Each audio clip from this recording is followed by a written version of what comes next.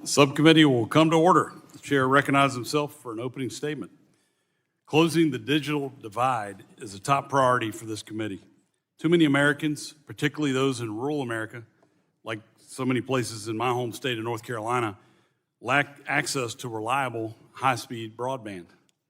With so much of everyday life requiring an internet connection, this is a vital need. Since 2020, Congress has provided billions of dollars to connect unserved Americans. The most significant effort is the Infrastructure Investments and Jobs Act, or IIJA. This massive bill included the $42.5 billion Broadband Equity Access and Deployment, or BEAD, program at the National Telecommunications and Information Administration, NTIA. It's been over 3 years since the IIJA became law, and we're still waiting for the first home to be connected using these funds. I think we should understand how this happened. First, FCC maps that Biden FCC Chairwoman Rosenworcel said would be ready in months, instead took much longer to develop. Then the Biden-Harris administration saddled the BEAD program with regulations unrelated to broadband to appease left-wing interest groups. These included technology preferences, burdensome labor rules, and climate change requirements, to name a few. Worse, the Biden administration flagrantly ignored the law by forcing states to regulate broadband rates before NTIA would approve their proposals, even though the law explicitly prohibits rate regulation. These actions did nothing to deploy broadband, but instead created confusion while making the program less attractive to providers and deployment more expensive. Energy and Commerce Committee Republicans are committed to fixing these mistakes so that every American has access to broadband as quickly as possible. That's why today I, along with many Republicans on this committee, introduced the Speed to BEAD Act. This bill would eliminate the burdensome Biden regulations so that we can get money out the door, shovels into the ground, and broadband into as many homes as possible. Specifically, this bill would eliminate the unnecessary, expensive regulations NTIA imposed, further clarify the rate regulation by NTIA or any other entity is prohibited, ensure that the program is run on a technology-neutral basis, and more efficiently use tax dollars by ensuring that awards to providers are cost-effective and that funds are only used for deployment. These changes to the BEAD program can be implemented quickly, provide certainty to the states, and not hinder the progress that states have already made. And I'm excited to hear that Secretary of Commerce Howard Lutnick just a few minutes ago announced that he's launching a review of the BEAD program to cut red tape, eliminate waste, and make sure Americans get connected faster. I'm thrilled to have him join me in this effort. Reforming BEAD is one important step to ensuring every American has access to broadband, but it's not enough. We also need to reform the permitting process for broadband projects. If we do not reform this process, all of the money will get tied up in burdensome permitting reviews, resulting in more unnecessary delays. For the past 3 Congresses, Energy and Commerce Republicans have introduced legislation to streamline the broadband permitting process. We have proposed codifying existing shot clocks to provide predictability in state and local permit reviews, exempting previously disturbed lands from duplicative and burdensome environmental and historic preservation reviews, and instilling transparency and urgency in permitting on federal lands. Some of these bills had bipartisan support and passed the House last Congress. I wish my Democrat colleagues had been willing to work with us on the most meaningful reforms, which were included in Representative Buddy Carter's American Broadband Deployment Act. I hope this new Congress and the urgency of the moment will inspire bipartisan cooperation on this effort, and I certainly extend my hand to my colleagues across the aisle. We must do everything we can to remove these unnecessary barriers to deployment. In conclusion, unserved Americans have waited too long for the promise of connectivity, but now is the moment to close the digital divide once and for all. Today's hearing is an opportunity to hear from stakeholders about how to address these challenges and how to stop it from happening. I look forward to hearing from our witnesses. I now yield 5 minutes to my colleague, Ranking Member Doris Matsui, for her opening statement. You are recognized. Thank you, Mr. Chairman. I want to thank the witnesses for being here today also. We all recognize that reliable, high-speed internet is no longer a luxury. It is a necessity. It powers our economy, it supports education, it strengthens public health, and it connects us to our loved ones. That's why, under the Biden administration, Congress passed a bipartisan infrastructure law investing $65 billion to close the digital divide. This includes over $42 billion for the Broadband Equity, Access, and Deployment Program, or as we call it, BEAD, to bring high-speed internet to tens of millions of Americans who still lack access. Just as critically, Congress also directed nearly $3 billion in digital equity grants to ensure all communities have the skills, training, and technology to reap the full benefits of online access.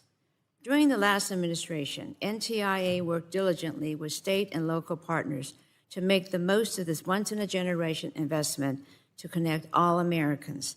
Thanks to this diligence, states like Louisiana, Nevada, and Delaware stand ready to put shovels in the ground this year to connect their communities, but only if this administration moves quickly to allow them to go ahead.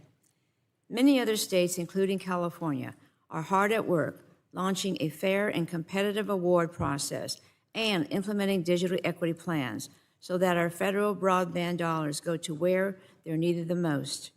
Yet, instead of building on this program, President Trump is actively sabotaging it, delaying and injecting uncertainty into federal broadband programs.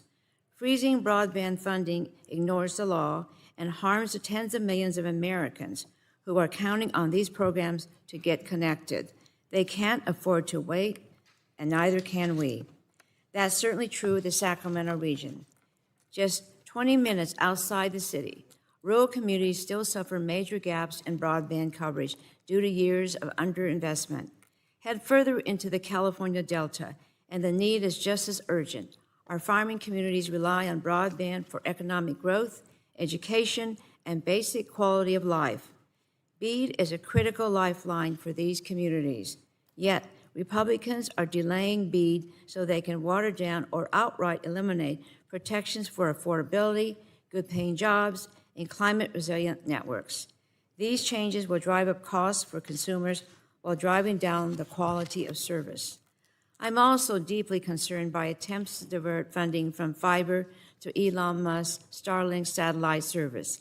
Unlike satellite, fiber is a gold standard and future-proof technology that will grow with consumers' data needs over time.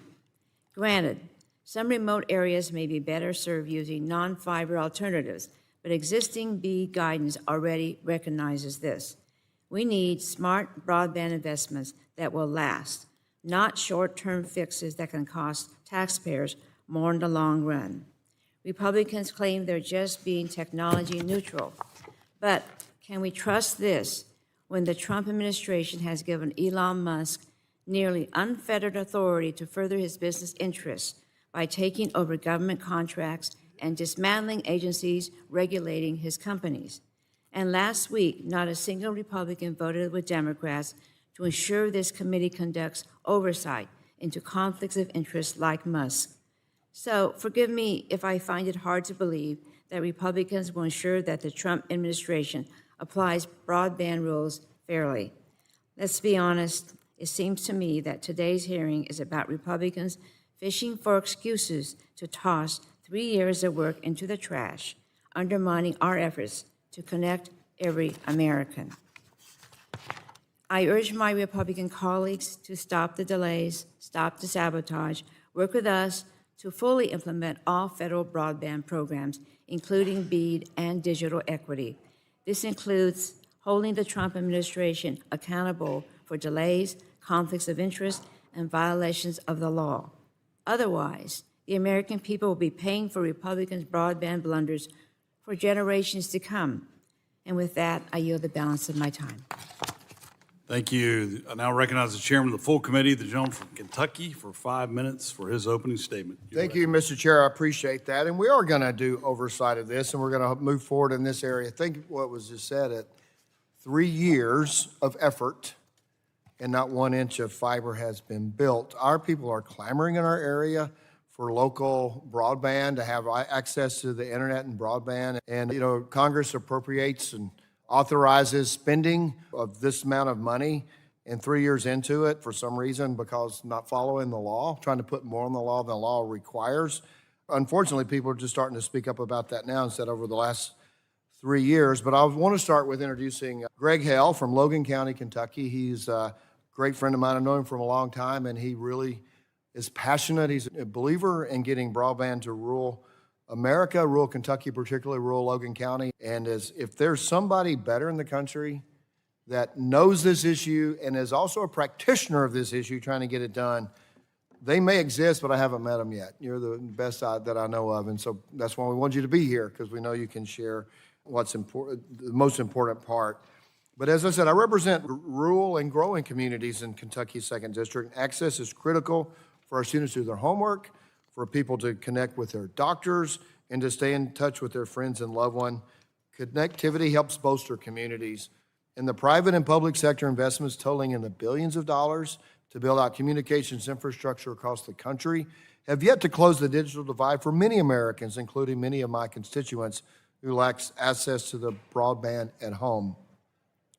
On the federal level alone, there are more than 130 broadband programs across 15 different agencies, all with varying amounts of funding and requirements and varying amounts of success.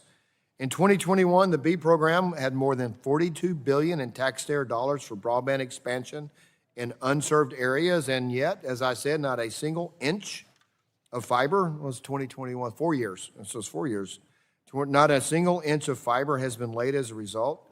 Despite naming Vice President Harris as the broadband czar, the Biden administration failed to deliver on their promise of connecting all Americans through BEAD by failing to connect even one American. A one-size-fits-all approach does not work. As a first step, the program needs to be reformed to be technology neutral, so states have the flexibility to choose what technology is appropriate for them.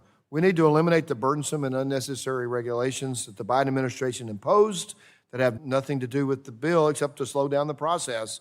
This program has been a failure of mass proportions, and we must act quickly to course correct so that billions of American taxpayers, the dollars are not wasted. Will people get access to service and in a quicker and prompt way? In addition to BEAD, today we're talking about the FCC's Universal Service Fund, and this program supports broadband service in high-cost, often rural areas, aids schools, libraries, rural health centers across the Kentucky, the country, and access connectivity for low and income Americans so they can afford broadband service. The constitutionality of the USF is being challenged in the Supreme Court, and if the court ultimately holds that USF is unconstitutional, the program will come to an end, and it will be a devastating outcome if that happens, leaving many Americans without service. Congress must act to affirm the constitutionality of this program and hope this is an area where we can find bipartisan agreement to react quickly if we have to react quickly. In addition to addressing the immediate need, we also need to address the long-term sustainability of USF. After almost 30 years, Congress needs to reevaluate the role that USF should play in providing support, particularly after the significant investment in broadband over the past 5 years. So I really look forward to today's discussion. I appreciate my good friend from Kentucky for many years to be here, and I look forward to the outcome of this hearing. And Mr. Chairman, with that, I'll yield back. Thank you, Chairman. Now recognize the gentleman from New Jersey, the ranking member, for 5 minutes for his opening statement. Thank you, Chairman Hudson. The bipartisan infrastructure law's $42 billion BEAD program was designed to ensure every American household can connect to high-speed, reliable, and affordable internet. Not one Republican on this committee supported those investments. Instead, committee Republicans have done nothing but undermine our efforts to deploy more reliable and affordable broadband. And I regret that today's hearing is more of the same, with an eye in the rearview mirror. Just so the record is clear, former Assistant Secretary Alan Davidson and his team at NTIA rose to the occasion to build and implement the largest and most sophisticated broadband program in our nation's history, one with 56 different nerve centers and unique sets of considerations, with independent planning and decision-making taking place in every single state and territory. 3 states have received approval of their final proposal. 4 states have completed their selection of internet service providers after widely successful application rounds, and 30 states are in the midst of running highly promising application rounds. In 6 weeks, however, the Trump administration has not moved one state forward in the process. And this is not a surprise, since the administration has instead prioritized dismantling the federal government by gutting agencies and firing federal employees, and congressional Republicans have silently watched from the sidelines. And we know that Elon Musk is salivating over the prospect of steering BEAD dollars to his companies. Just yesterday, the Wall Street Journal reported Musk's SpaceX and Starlink could receive up to $20 billion worth of BEAD funding under new plans being developed inside the Commerce Department. Musk's a grifter, and Republicans are going to just stand by and watch. To be clear, many of the changes our colleagues have suggested for BEAD can be done without delays or mandates. Loosening funding requirements they don't like, while misguided, does not require states to go back to the drawing board. The pauses we see at the Department of Commerce, however, are like shackles on broadband providers in Louisiana, Nevada, and Delaware, who need only basic administrative approvals to begin their work in as little as 6 weeks. And instead, companies are sitting on tons of supply with a labor force questioning if there will be work next month. Now, make no mistake, the current threat to the BEAD program could be avoided if only Republicans in the Trump administration would get out of their own way and let this program move forward as intended. This opportunity to connect every American to reliable, high-speed internet will not come around again, unfortunately. But I want to yield the balance of my time to Representative Carter of Louisiana. Thank you, Ranking Member Pallone. In January of this year, Louisiana became the first state in the nation to secure federal funding approval for our plan to deploy $1.3 billion in broadband and equity access and deployment, or BEAD, funding. This achievement is a testament to the bipartisan nature of Louisiana's approach to universal connectivity and illustrates how we all should strive to treat broadband access in our states. The state began the BEAD process under the Democratic Governor John Bel Edwards. It completed its plan under the Republican Governor Jeff Landry, who called this program a generational investment that will create thousands of jobs, drive billions in economic growth, and transform Louisiana's communities in all 64 parishes. The state's plan will connect approximately 140,000 locations to high-speed internet through funding awards to 20 internet service providers, and nearly 70% of the funds awarded to Louisiana companies. More than 90% of these locations are set to transition from zero connectivity to future-proof broadband fiber. Altogether, these broadband investments will drive significant economic growth for the state, creating approximately 10,000 new jobs and generating an estimated $2 to $3 billion in new revenue for Louisiana companies.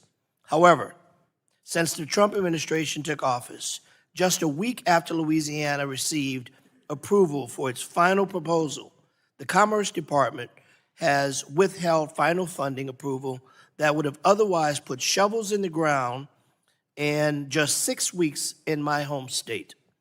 And now we see reports just yesterday that Commerce Secretary Ludnick is considering wholesale changes to the program that would cut or jeopardize all of the hard work that has been put into this point, allowing significantly more money to go to Elon Musk's satellite services. This unexpected delay has stalled progress, frozen investments made by small internet service providers and contractors, and left rural communities still waiting on the promise of broadband access. This administration must act and provide the certainty to Louisiana residents and internet service providers looking for answers and receiving none. We have worked too hard and come too far to start over again. Any action by the current administration that would threaten this progress would be a grave mistake. And I yield back, Mr. Chairman. Gentleman yields back. Assume the ranking member would yield back. We have now concluded with member opening statements. The chair reminds members that pursuant to committee rules, all members' opening statements will be made part of the record. I'd like to thank our witnesses for being here today to testify before this subcommittee. Our witnesses will have 5 minutes to provide an opening statement, which will be followed by a round of questions from our members. The witnesses here before us today are Mr. Grant Spellmeyer, President and CEO, ACA Connects; Tom Donovan, President and CEO, Competitive Carriers Association; Greg Hale, CEO of LTC Connect; and Sarah Morris, the former acting deputy administrator for the National Telecommunications and Information Administration. Again, thank you all for being here. We look forward to hearing your testimony. Mr. Spellmeyer, you are recognized for 5 minutes for an opening statement. Thank you. Chairman Hudson, Ranking Member Matsui, Chairman Guthrie, Ranking Member Pallone. It is always an honor to appear before this committee. America's Communications Association, ACA Connects, proudly represents more than 500 independent broadband and cable operators across the country. We serve all 50 states, offering connectivity to nearly 1 in 4 American households.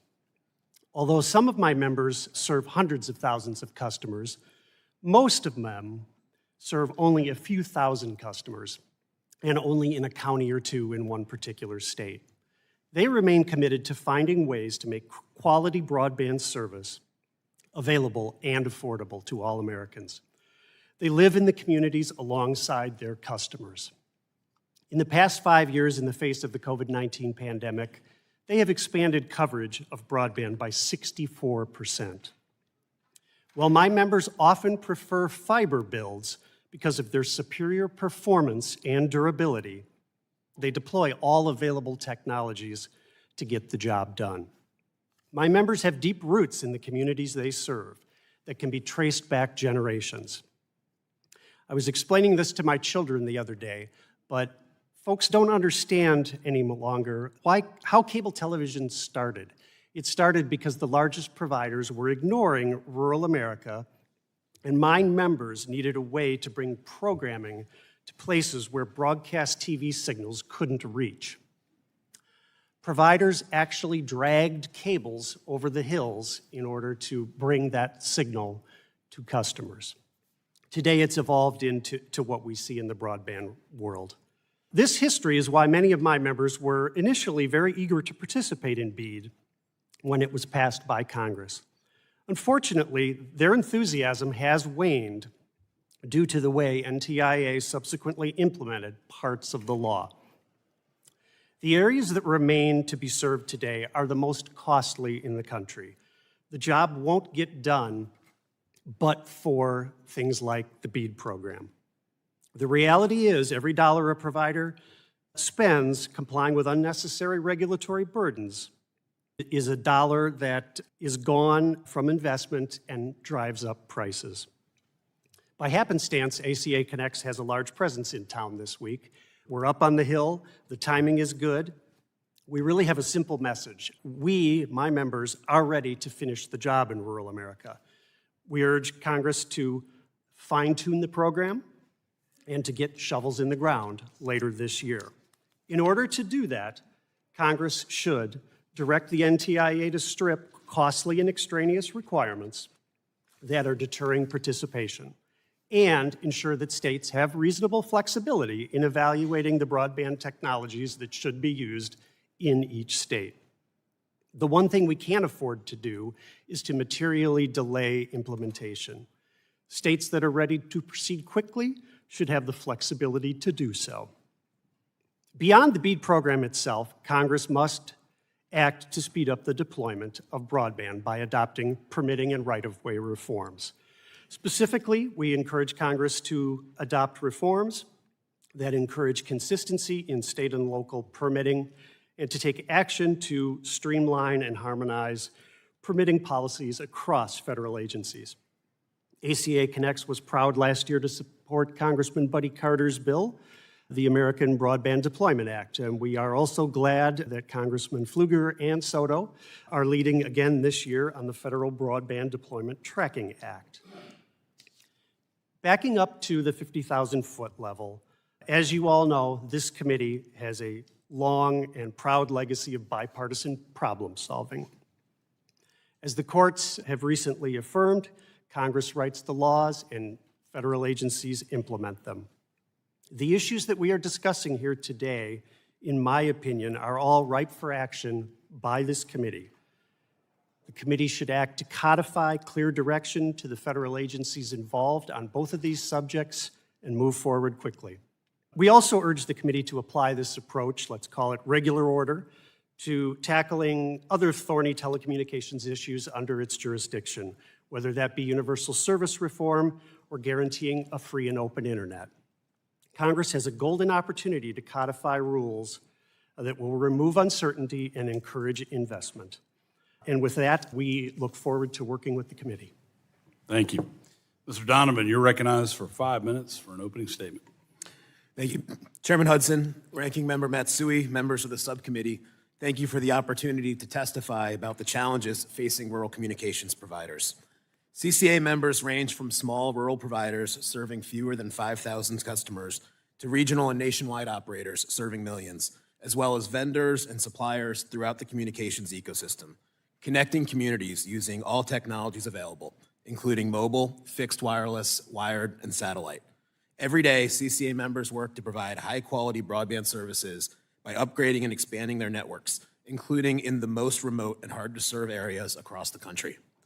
I'd like to take a moment to say thank you for the work to fund the shortfall in the Rip and Replace program, which created an existential threat to rural connectivity in several areas. We look forward to working with you and the FCC to see this program to completion and continued work on network security.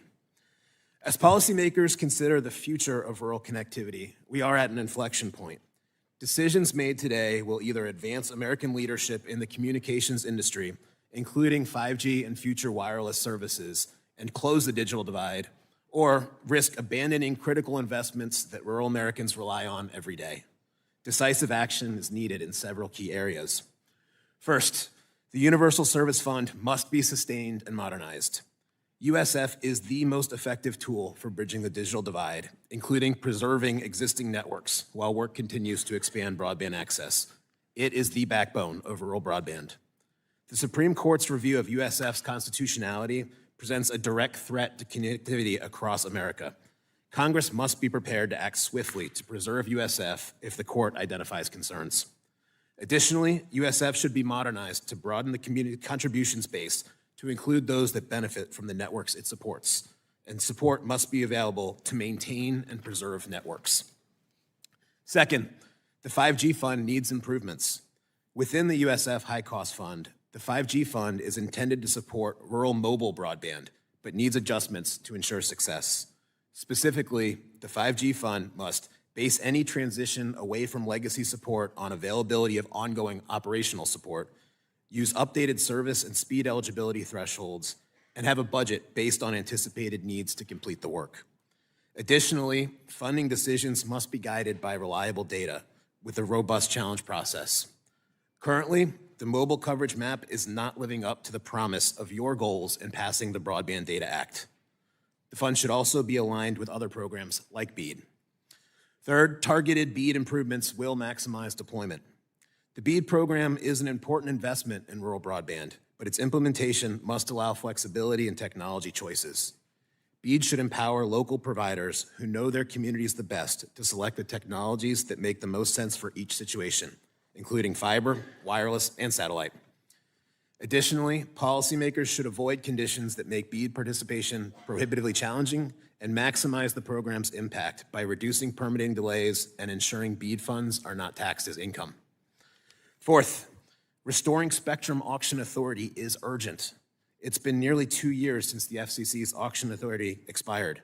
This delay threatens America's wireless leadership. Congress should not only reinstate auction authority, but also ensure there is sufficient spectrum available for full power commercial use, and build on policies that ensure carriers serving rural America have a meaningful opportunity to secure spectrum. Policymakers should also maximize the utility of spectrum currently available for wireless use, including increasing power levels in the CBRS band to better serve rural America. Finally, siting and permitting reforms can accelerate deployment. As Congress explores ways to support deployment through broadband programs like BEAD and USF, updates to siting and permitting processes should align and enhance those initiatives. CCA members need permits from federal, state, and local authorities, depending on the area, to deploy, maintain, and upgrade their networks. Current processes for acquiring the necessary permits from various agencies can take months or even years. Efficient, manageable, and predictable permitting processes will be increasingly necessary to process the volume of applications and workload, which will inevitably come with the rollout of BEAD and other programs. In closing, every CCA member has an interest in ensuring that all Americans have access to the latest broadband services, especially those in rural and high-cost areas. CCA is committed to working with all stakeholders to accomplish the challenging task of promoting broadband connectivity for millions of consumers in rural America. Thank you for the opportunity to testify at this important hearing, and I welcome any questions. Thank you. Mr. Hale, you're recognized for 5 minutes for an opening statement. Thank you. Chairman Hudson, Ranking Member Matsui, Chairman Guthrie, Ranking Member Pallone, and members of the subcommittee, thank you for the opportunity to participate in today's hearing focused on how best to promote access to broadband. I'm Greg Hale, CEO of LTC Connect in Auburn, Kentucky. Incorporated in 1954, LTC Connect is a smart rural community cooperative owned by our members. We provide up to 5 gigabit broadband internet and voice services to an area of more than 500 square miles in rural South Central Kentucky. We are members of NTCA, the Rural Broadband Association, which represents about 850 rural broadband providers that are delivering broadband services in deeply rural communities. NTCA members collectively serve less than 5% of the population of the United States, but nearly 30% of its land mass. Today, I would like to emphasize the essential mission of universal service, which is not just getting Americans connected, but keeping them connected. If we do not meet this challenge, we will see hearings like today being held 5 or 10 years from now asking how we missed the mark.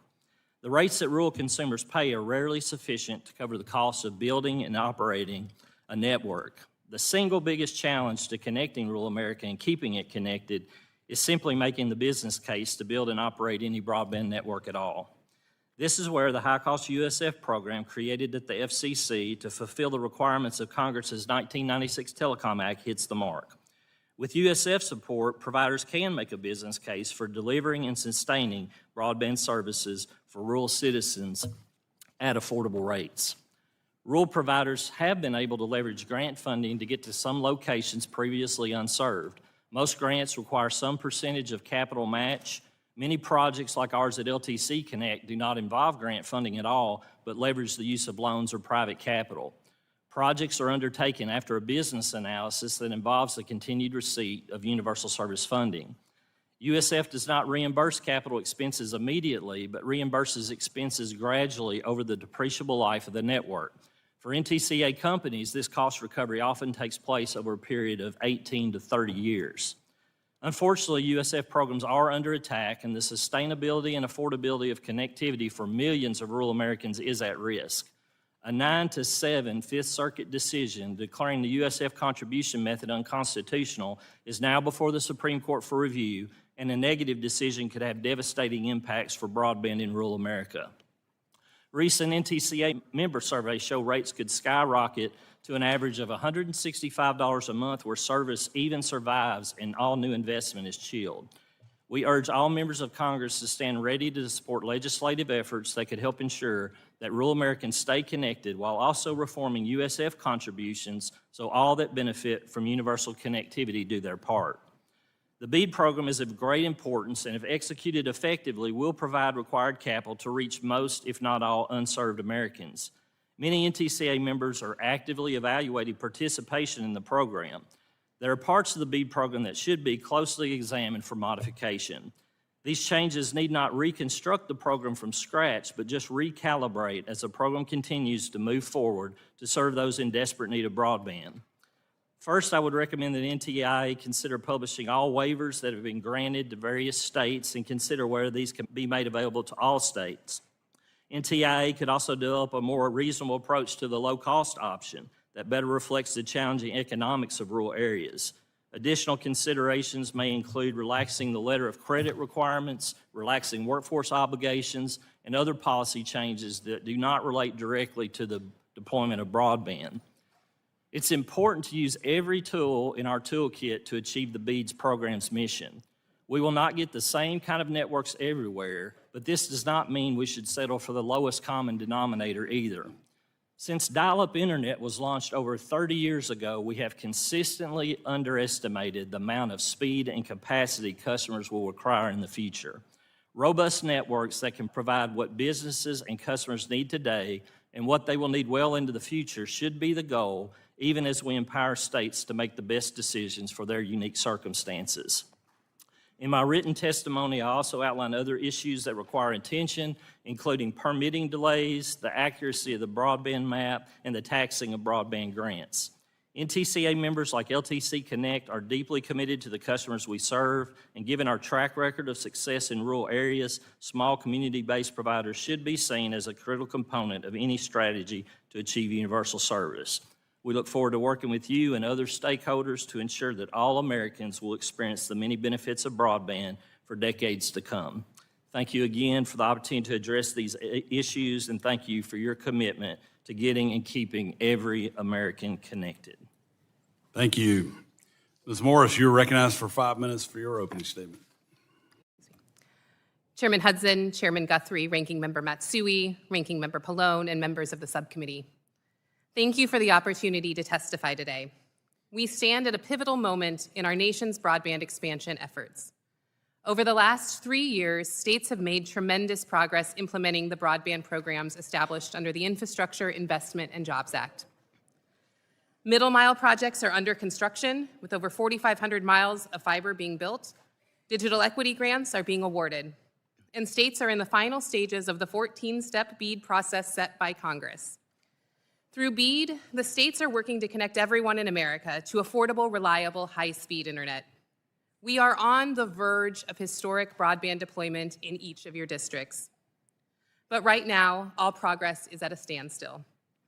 Since the new administration took office, the Department of Commerce has issued no new guidance or approvals. This inaction means that communities in your districts remain disconnected. If we do not restart these programs very soon, we risk throwing away years of careful planning and bipartisan effort in the states. These investments are critical. The broadband grant programs were designed to overcome the economic and social barriers that have kept the hardest to reach communities offline. As this subcommittee knows, connectivity isn't just about convenience, it's about access to healthcare, education, jobs, and economic opportunity. For example, the Department of Veteran Affairs has found that telehealth can be just as effective as in-person mental health treatment. When veterans received improved connectivity, suicide-related emergency room visits decreased by 36%, allowing veterans to receive critical care in the comfort of their homes. For these individuals, broadband access is quite literally a life or death issue. In rural areas, broadband can transform communities, sparking entrepreneurship and increasing business revenue. Even before shovels hit the ground, communities see the benefits. In North Carolina and Georgia, fiber companies have invested hundreds of millions of dollars in new fiber manufacturing facilities, bringing jobs and revenue directly to these states. And by boosting domestic manufacturing capabilities, these programs ensure, for example, that USAI data centers will be connected with American-made fiber rather than Chinese fiber. Despite these investments, some have expressed concerns about the pace of the BEAD implementation. The reality is that states are almost finished with the 14-step process Congress designed. All 56 states and territories have completed key planning steps, and most are in the final stages of selecting providers and approving project funding. More than half are already reviewing bids from ISPs. To halt progress now, or worse, force states to redo their work, would be disastrous. It would delay broadband deployment for years and waste taxpayer dollars. Congress intentionally gave states flexibility in implementing BEAD. States know best how to address their unique geographic and economic conditions, and they should be allowed to make the transformative investments that they are poised to do. States have already addressed the most controversial areas of the law. The law requires ISPs receiving BEAD funding to offer a low-cost plan defined by states in consultation with NTIA. States have already developed reasonable, flexible, market-driven solutions to meet the statutory requirement. Similarly, the law prioritizes future-proof technologies like fiber optic networks, ensuring that communities receive infrastructure that can meet their needs for decades. However, the law also allows flexibility. If fiber is too expensive in certain areas, states can deploy other technologies, including fixed wireless or satellite service instead. The three final proposals we've seen reflect the range of ways that states are implementing these statutory requirements. And we know that access alone is not enough. Many people, especially seniors, veterans, and rural residents, need support to adopt and use broadband effectively. The law includes digital equity grants to help individuals gain digital skills, access devices, and feel safe online. These programs are already well underway. Cutting or delaying these efforts would undermine the entire purpose of the broadband expansion, ensuring that everyone in America can fully participate in the digital economy. We are closer than ever to closing the digital divide. More than half the states are actively soliciting bids to deploy broadband, and 3 states have completed every required step in the BEAD program.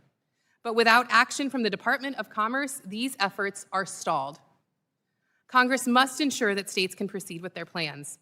We have a rare opportunity to connect every home, every farm, and business in America to high-speed internet. Let's not squander it. Thank you, and I look forward to your questions. Thank you. I'll now recognize myself for 5 minutes to ask questions. Ms. Morris, you were a senior advisor at NTIA when the BEAD Notice of Funding Opportunity was developed and implemented. You know as much about this program as anybody, so I appreciate you being here with us today. Was it NTIA's decision or the White House's decision to include the fiber preference? So it's a complicated question to answer. The NOFO, it was NTIA's decision. The Assistant Secretary signed off on the NOFO and released it, and a lot of discussion went into the preparation and decision-making behind the NOFO. As NTIA was drafting the NOFO, a lot of factors went into how each equity was threaded and the ultimate goals of the program that we wanted to achieve. And the goals that we wanted to achieve were to push fiber as far out as economically possible and to allow other technologies, which we recognize would be important in reaching the goal of connecting everyone in the country to affordable, reliable, high-speed internet, to allow those technologies to be a part where fiber was not economically feasible. Gotcha. Did the extraneous requirements on labor and climate come from NTIA or the White House? The entire NOFO came from NTIA and was signed off by leadership at NTIA. Appreciate that. And so then NTIA's decision to force states to regulate rates despite the law's prohibition for that? Or was that from the The White law House? is very clear that every state is required to set a low-cost option in consultation with the Assistant Secretary and in consultation with NTIA and with approval of the Assistant Secretary, and NTIA followed the law in regard to that requirement. Well, were you aware that NTIA was violating the law by forcing states to include a rate or formula for a rate in their initial proposals? NTIA followed the letter of the law as we interpreted it. Okay. Well, I appreciate that answer. Mr. Spellmeyer, I've heard from many providers that plan to participate in the BEAD program that these unnecessary requirements will continue to delay broadband deployment. Do you agree that removing labor requirements, rate regulation, climate standards, as well as streamlining permitting will speed up the broadband deployment? Yes, Mr. Chairman, my members support all of those items you just listed. It's certainly been in some of those instances, it causes a delay. In others, it increases prices, costs, and therefore the number of areas you can cover. I agree with that. Mr. Donovan, NTIA has not administered the BEAD program in a technology-neutral way. How has the lack of tech neutrality in BEAD affected CCA's members? As our members look at the opportunities for BEAD, they're just asking to be able to use every way they possibly can to connect their neighbors. I think they know their geographies, they know the challenges, they know if you need to go around a river, they know where wireless makes the most sense, they know where to put fiber. So just act for that flexibility. Well, you know, my state experienced a devastating hurricane last fall. We had folks disconnected from loved ones for days, unable to reach emergency workers for help. What can we do to restore connectivity faster during recovery efforts in the future? As we work with our members, especially in North Carolina and in places where entire wired networks were completely washed away, restoring wireless and mobile services is an immediate way to provide connectivity. And what would be really beneficial for that is making sure that those carriers can use their spectrum resources most efficiently to connect their neighbors and their communities. So that includes things like taking spectrum licenses they have in the CBRS band and being able to use power levels that are comparable to neighboring bands that allows signal to go 3 to 5 times further from the same tower. So things like that would be really helpful to make sure you can restore services immediately. I appreciate that. I will now recognize the ranking member of the committee, Ms. Matsui, for 5 minutes to ask your questions. Thank you very much, Mr. Chairman. Roughly 1 in 5 American households lack access to high-speed internet. They can't afford to wait on broadband. Yet Republicans are risking changes to the BEAD program that would delay and weaken this once-in-a-generation investment. This is even more frustrating when states are nearly at the finish line. States like Louisiana, as Mr. Carter said, they're ready to put shovels in the ground in a matter of weeks. And what happens if the Trump administration gets out of their way? If they get out of their way, then they can do that. Ms. Morris, what is at stake for American people if BEAD funding is further delayed and disrupted? Thank you, Ranking Member, for the question. Everything's at stake. And this is a once-in-a-generation opportunity. I don't believe that we will ever again get $42.5 billion to connect every corner of the country to high-speed, affordable internet. And without access to high-speed, affordable internet, communities are losing access to healthcare, jobs, education, economic opportunity, and that's being exacerbated every day that we pause this program and fail to put shovels in the ground, especially as states are right on the cusp of doing so. Right, thank you. Congress made clear that providers taking federal BEAD dollars must offer at least one low-cost plan. Ms. Morris, how would Americans be impacted by Republican proposals to weaken this requirement? If we're investing all of these resources into building these networks, but they aren't affordable to the communities they are designed to serve, then we are building bridges to nowhere. We're building networks to no one.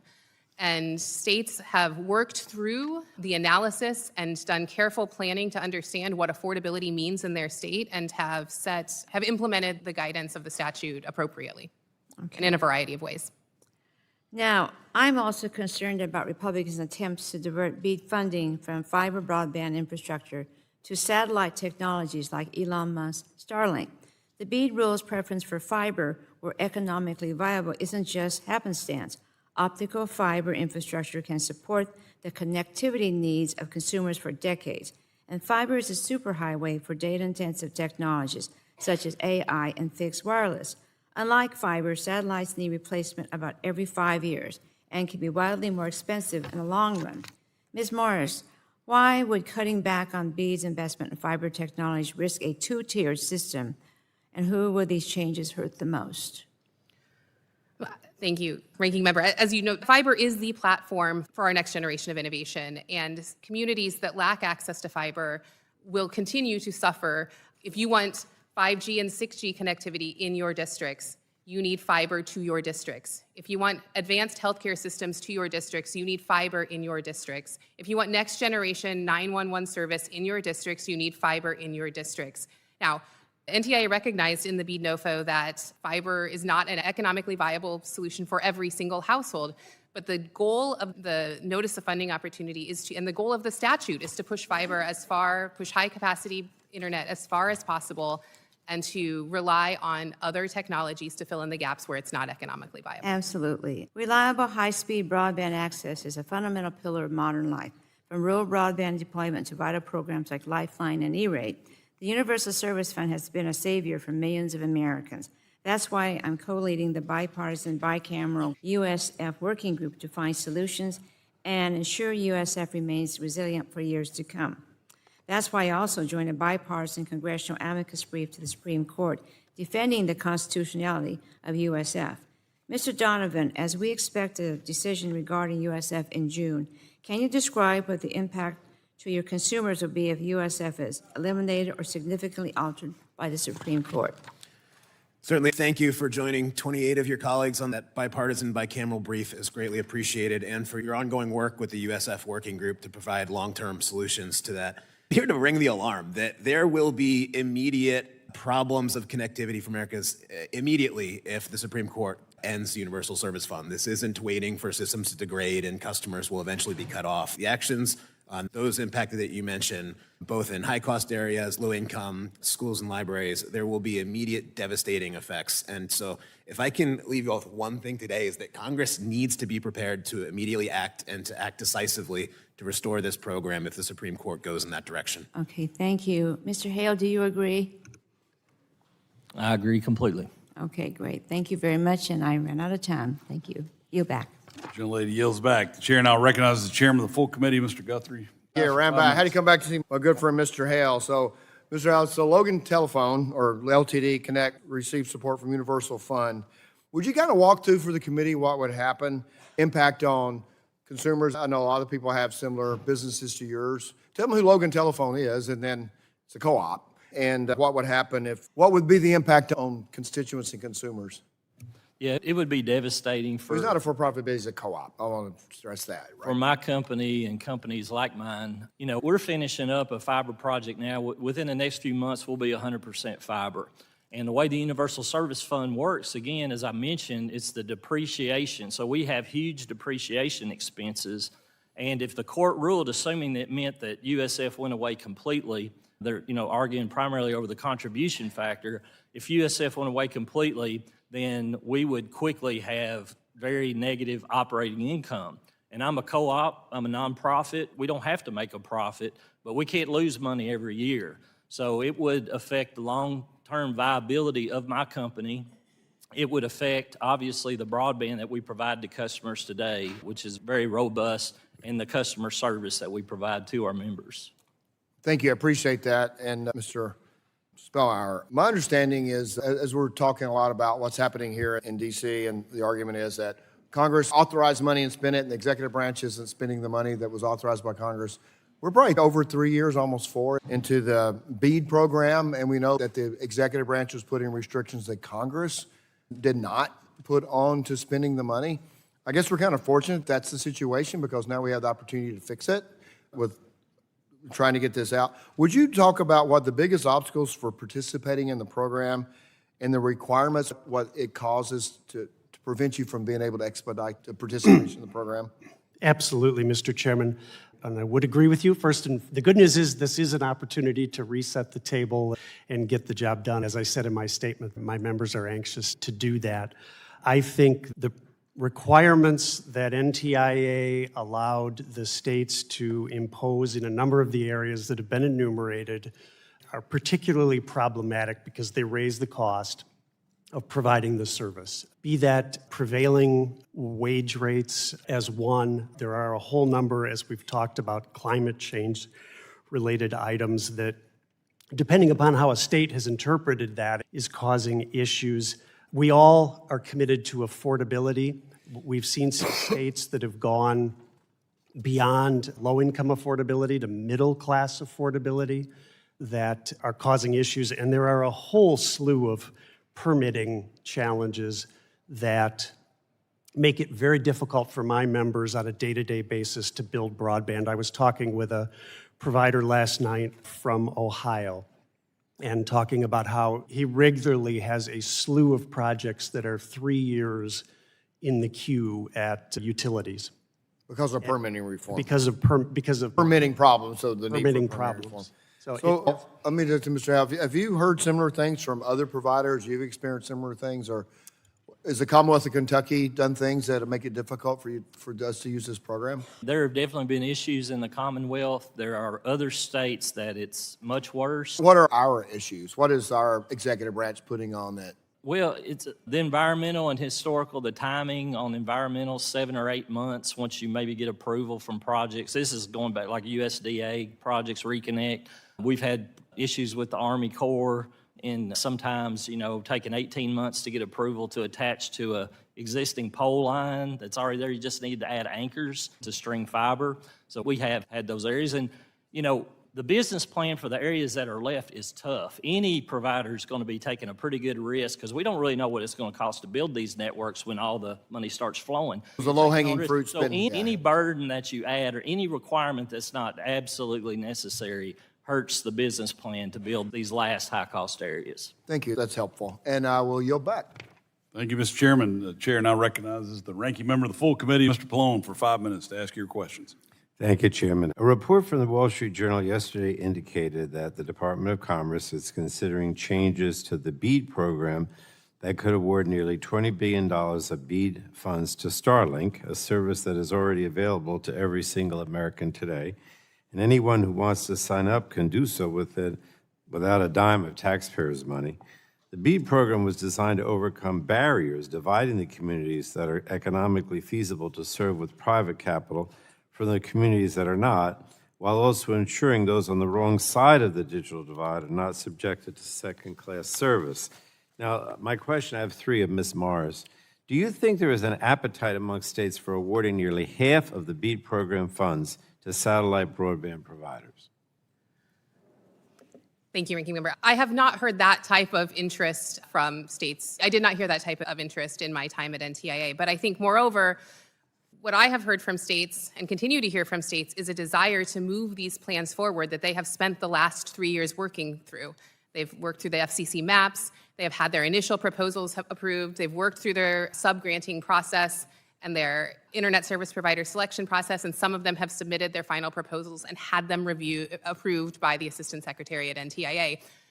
States are on the 1 yard line at this point, and they just want the ability to get into the end zone, get these shovels in the ground, and get things built. And anything that will set back or create more redundant work on these plans, I think will be frustrating to these state broadband offices. I like the football analogy. Over the past 2 years, we heard a steady chorus of fear-mongering from a small number of stakeholders who claimed the requirements of the BEAD program were so onerous that providers would not participate and the program would fail. So again, Ms. Morris, what is the level of BEAD participation in states currently, and are providers refusing to participate in application rounds, or is it more robust than we were led to believe? I mean, I think you just look at the 3 states that have had their final proposals approved, that have worked all the way through the 14 steps of the BEAD program laid out by Congress, and to see that they have, in Louisiana, 95% fiber participation and other providers filling in the remainder. Nevada also has robust fiber participation, other providers filling in the remainder, and Delaware, which was able to use all of its BEAD support to build fiber to every home. Okay, and then my third question, I think it's good to hear that state broadband offices are seeing such promising levels of participation given some of the rhetoric today, although I am concerned that companies will be discouraged from participating in the Trump administration's redo of BEAD, especially now that we know the Commerce Department is planning to stack the deck in favor of Elon Musk, SpaceX this time around. But third question, Ms. Morris, if the Trump administration forces states and internet service providers to restart the BEAD process from square one, what effect would that have on states and providers' confidence in the future of the program, and what would that mean for consumers? Well, I think a dramatic reset of the program that involved redoing any significant amount of work that the states have already completed would be very challenging for states. States have invested 3 years of their time standing up broadband offices, navigating the mapping process, drafting their initial plans, working with industry in the state to get these plans to the final stages of the process. I don't think there's any guarantee, one, that every state would continue to participate. And, it's hard to say what the full impacts of the program would be if we were to walk things back that dramatically. All right. Thank you so much, and I yield back, Mr. Chairman. I thank the ranking member. The chair now recognizes the vice chairman of the subcommittee, Mr. Allen. You're recognized for 5 minutes to ask your questions. Thank you, Mr. Chairman, and thank you for being here today. And as we talk about implementing this important program that we've been working on for some time in Congress. During my time in Congress, we've worked continuously to expand rural broadband across my district. And we have made great progress, particularly with our co-ops and whatnot, using the Universal Fund. But where we have for-profit companies, obviously we're having to use other funding methods. The BEAD program provided $65 billion in additional funds to support broadband activities. This brought the total amount provided by Congress for broadband to well over $100 billion. BEAD was full of unnecessary requirements, and as a result, not a single inch of fiber has been laid with these funds. And then all of a sudden, we're talking about the new administration, which I think he got confirmed about 2 weeks ago. That's interesting. But, and we're seeing, Georgia's a right-to-work state. And so we're seeing now in government projects, these project labor agreements, which are very complex. In fact, if you actually have a bidder on your project and he is the low bidder, and the government can dictate that, okay, you don't have a project labor agreement, so they give it to the next contractor. I mean, are we seeing that kind of stuff in these programs, Mr. Spellmeyer? We absolutely are, Congressman, and as I've reflected on the dialogue here back and forth, so ACA Connects has a study we did in 2023 that I believe we shared with NTIA that estimated that the cumulative layering of all this was approximately 60% additional cost Wow. Now, the actual reality is, as we've come further, we're seeing differences across the states as it is played out. But I just heard yesterday from one of my members in Pennsylvania that the prevailing wage issue there alone was driving almost a 70% difference in the state of Pennsylvania for my providers. There's lots of stuff out there. The other thing, As it stands now, do many ACA Connect members plan to participate in BEAD because of this unnecessary burden? there are some that are participating. There were many more that were initially interested.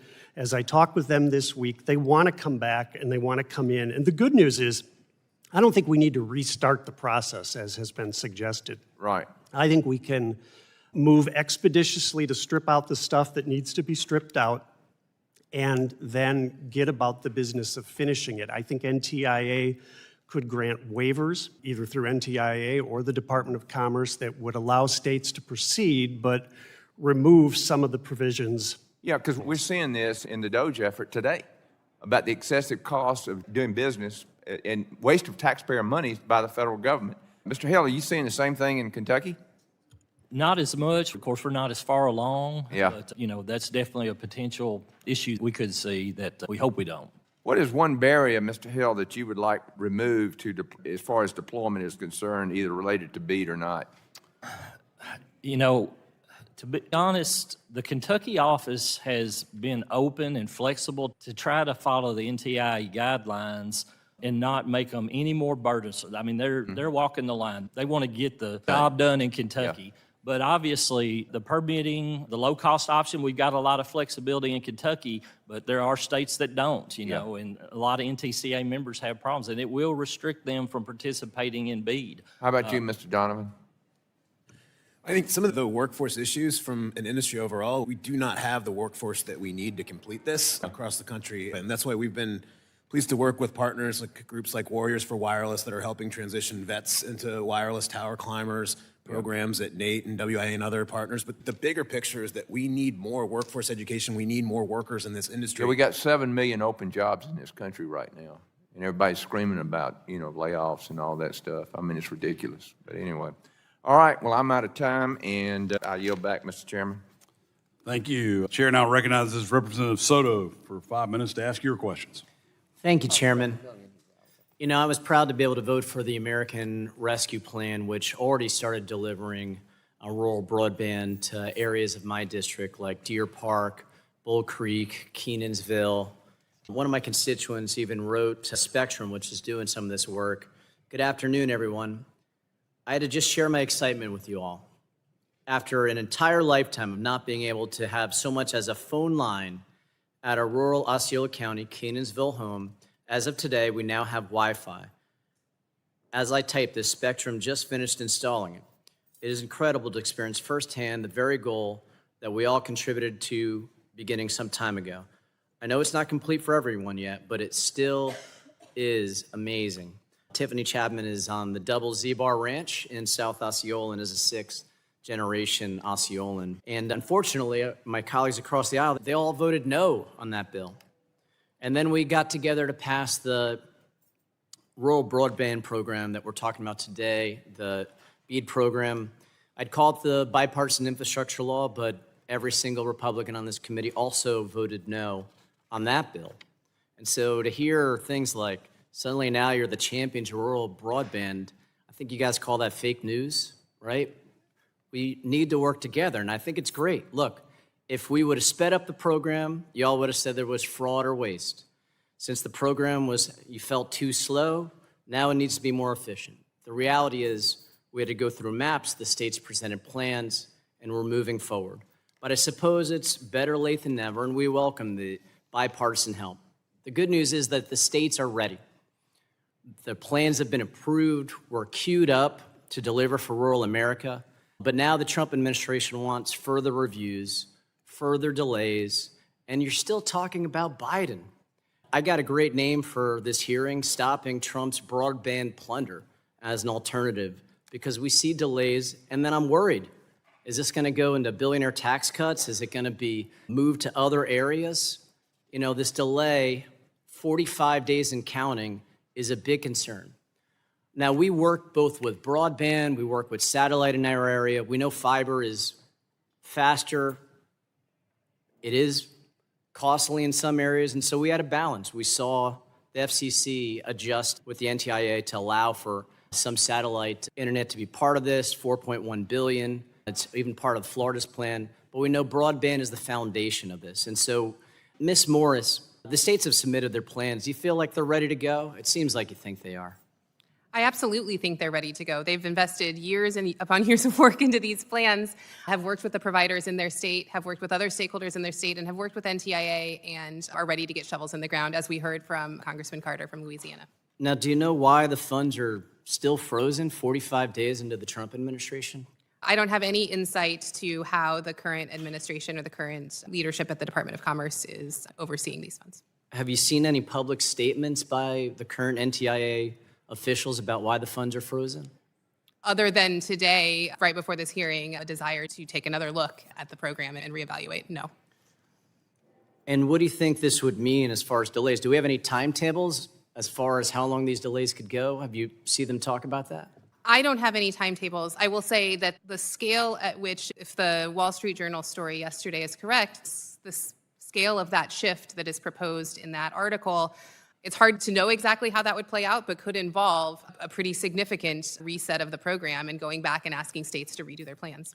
Based upon your experience from working at NTIA, how long do you think that could set back if they have to reassess all these plans? Years.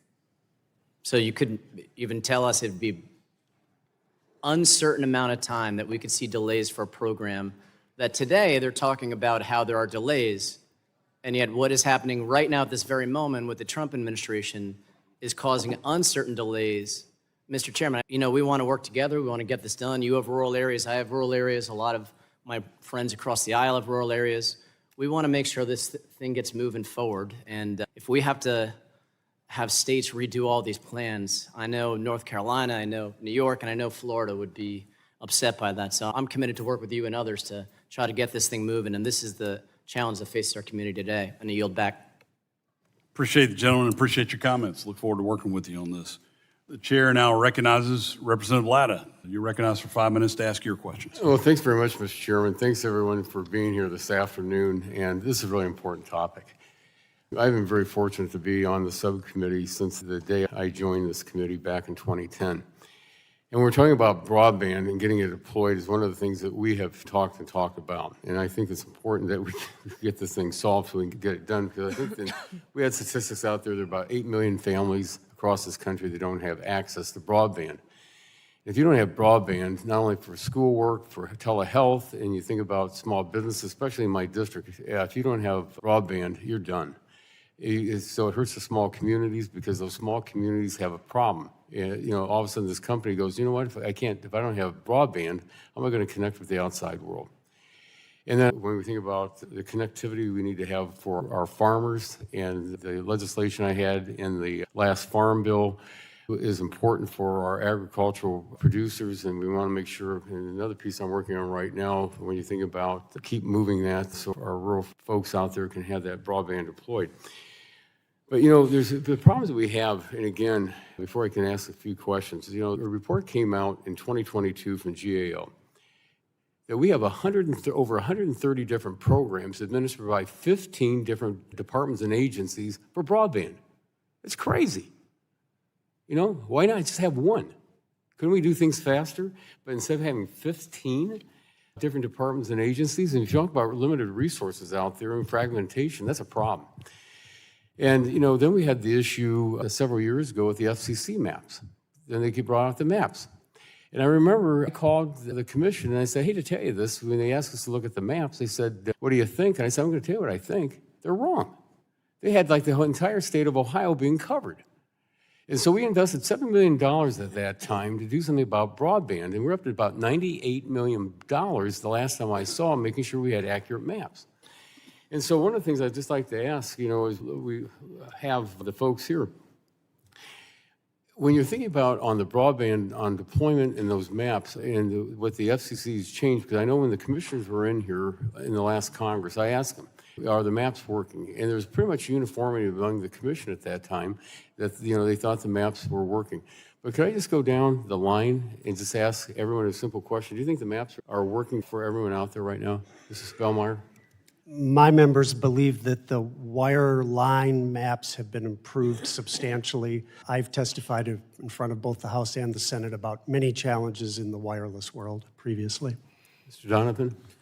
I'll pick that up right there, that there has been a lot of improvement on wired on the fixed maps. There's a lot of work left to go on mobility. To put some data behind that, in the Broadband Data Act, set up processes to challenge these maps. So if you or your constituents know that the map's not right, you have a mechanism to say, look, we have to fix this before we move forward. There's been approximately 3.7 million challenges that were accepted on the fixed maps, and there's about 175 challenges that were accepted on mobile. So about a little more than 2 million% more challenges have been accepted. More work is left to go on the mobile maps to make sure that we can challenge them and fix them so that they can actually guide where we know mobile coverage exists. Thank you. Mr. Hale? It's like much improved. There's still significant issues. The wireline's good. It's pretty easy to report. Wireless is a little tougher, and not enough accountability for companies that overstate their coverage still. There's still significant overstatement of coverage in the map. Ms. Morris? Just to echo what others have said, on the wireline maps, which is what NTIA was most primarily concerned about, giving the statutory mandate to rely on them for the BEAD allocations. These are the best maps we've ever had in the history of federal mapping, and they continue to get better with every round of challenge processes. Thank you. In my last 36 seconds, here's another one. I was noticing about the 14 steps that are here about trying to get everything that everyone has to do through NTIA. I asked this question. I was back in the district, and I was at a meeting in one of my community colleges, and they're training people out there to go out there and help deploy. But one of the persons there told me something that I asked this question to NTIA later. Did anybody consider that it takes 18 months to 24 months to get a bucket truck to even get somebody up on a pole? And then how about getting people trained? And so I think when we're looking at what we got to do out there, we have a lot of work to get done, but this is to get done quickly, and we just can't keep it up. And Mr. Chairman, I've overdone my time, and I yield back. Thank you. Thank the gentleman. The chair now recognizes Mr. Ruiz for 5 minutes to ask your questions. Thank you, Mr. Chairman. Today, my colleagues on the other side of the aisle can't seem to get their story straight. On one hand, they acknowledge the need to coordinate broadband programs, which I agree with, but then criticize the Broadband Equity Access and Deployment, or the BEAD program's timeline, to claim President Biden has not acted on the digital divide. But let's talk about the facts. Under the Biden administration, millions of Americans, especially in rural and tribal communities, have gained access to high-speed internet. These investments are not handouts. They are lifelines to education, healthcare, and economic opportunity. Through the Tribal Broadband Connectivity Program, the Biden administration invested $3 billion towards expanding broadband access on tribal lands. In my district alone, the Cabazon Band of Cahuilla Indians and the Saboba Band of Luiseno Indians received over $820,000, and the Colorado River Indian Tribe secured $28.4 million to connect 1,700 households to reliable high-speed internet. But my district is not the only one benefiting. Nationwide, the Biden administration allocated over $276 million to 44 tribal communities across 14 states, with more projects underway. These benefits don't just benefit the tribal community. These benefit all the surrounding rural areas that are neighbors to these tribal communities. Ms. Morris, how do federal broadband investments under the Biden administration support economic development, education, and healthcare in tribal communities? Thank you for the question, Congressman. And I appreciate you highlighting the incredible work that NTIA has done to connect tribal communities along with other departments and agencies throughout the federal government, and in coordination, as you note. There's more work to be done, more money available through the Tribal Broadband Program, and certainly more money available through the BEAD program to help fill in where those investments have not yet occurred. And I think, sort of stepping back for a moment, that's the beauty of the way that these federal programs work together. And so how would it develop the education, healthcare, and economic development in tribal lands? Well, we know that the tribal entities face an acute divide, even more acute than many other areas. And as I noted in my oral testimony and in follow-up questions, the access to high-speed, affordable internet is a precursor for economic development, access to education, access to telehealth. It is the platform on which all of these key resources live, and without connectivity, the digital divide becomes a human and basic resource divide. Yeah, just as you said, it enables telemedicine for remote families, online learning for students, and growth for small businesses and tribal entrepreneurs. But expansion must respect tribal sovereignty and be done in true partnerships with meaningful consultation. Last Congress, I spoke out forcefully against Republican efforts in this committee to change permitting in a way that would cut tribes out of the process. And if they want to try to tackle permitting reform again this Congress, I'd suggest they reach out across the aisle and work with us. I'm game to work with anybody to help bridge this digital divide, but rather than pushing forward the same old tired ideas. Ms. Morris, can you discuss the Biden administration efforts to streamline permitting and how tribal sovereignty was prioritized in the process? I would just say, Congressman, that tribal sovereignty and tribal consultations are bedrock to the ways in which NTIA has engaged with tribes, whether in permitting or just the subgranting process through these various and competitive grant-making processes through these various grant programs. It is something that I hope to see continue at NTIA. They have a tribal office that is made up entirely of folks who come from tribal communities, and that, I think, has driven a genuine, authentic commitment to ensuring that tribal sovereignty is. And what have you all done to help streamline the permitting? We have been working with other federal agencies to identify areas where there are hurdles, whether it's something as simple as a form can't be filed electronically, it has to be filed in paper, to getting more capacity, which I think is truly the biggest hurdle here, is getting the capacity in place in the permitting offices to process permits more quickly and more efficiently, and that, I think, has to be part of any. It's interesting. I just had a meeting with a utility company. Everything has slowed down because of the mass layoffs. The person that was working on their permitting for wildfire prevention access and all that is gone.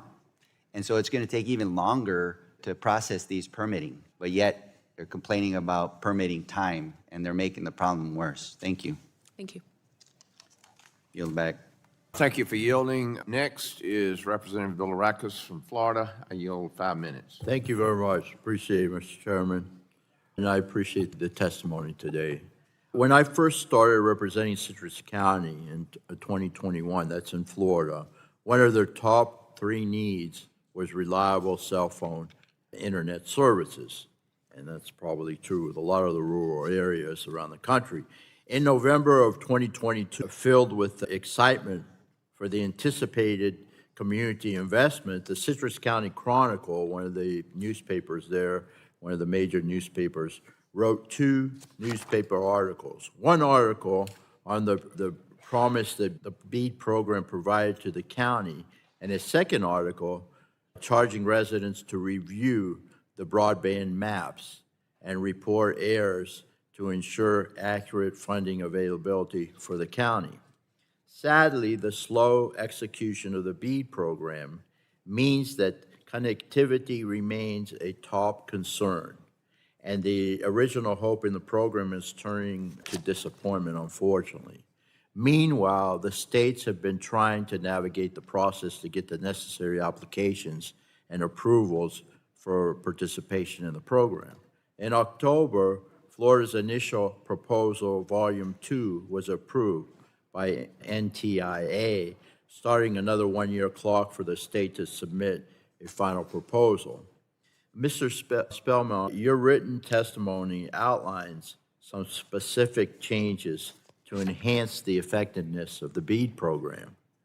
Would enacting these changes impact the progress that the states have already made under the current program structure, or can they be folded in seamlessly? I would agree that they would help, they would improve the program, the changes that I've outlined, and I think it can be done, let's say, nearly seamlessly. I think we're talking months, let's call it weeks or months, not months and years. I think they can move quickly without tremendous disruption. Oh, that's encouraging. Okay. During an NTIA oversight hearing in late 2023, I asked former Assistant Secretary Davidson about the prohibition on rate regulation within the BEAD program. The IIJA included a clear prohibition on rate regulation, and former Secretary of Commerce Gina Raymond re-articulated that ban at a Senate hearing that same year. Mr. Davidson's response was the same. The law was very clear that NTIA could not regulate rates within BEAD. But subsequently, we heard that pressures and incentives were put on states that included rate regulation in their draft proposals. This question is both for Mr. Hale and Mr. Donovan. I still have some time left. First, Mr. Donovan, your written testimony briefly mentions that policymakers should avoid pitfalls like affordability plan conditions that could negatively impact BEAD participation.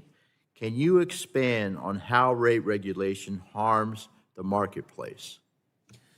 Thank you for the question. So particularly for rural providers in these markets and at a time when Universal Service Fund is under threat, that there are external pressures that rate regulation, that these programs can push on the carriers, that they simply can't afford the business case to provide the service at certain levels without the resources through programs like USF that provide support to provide reasonably comparable services and rates for those in rural and urban areas. And so it's really important that we don't have some of those requirements without the support necessary for rural carriers to comply.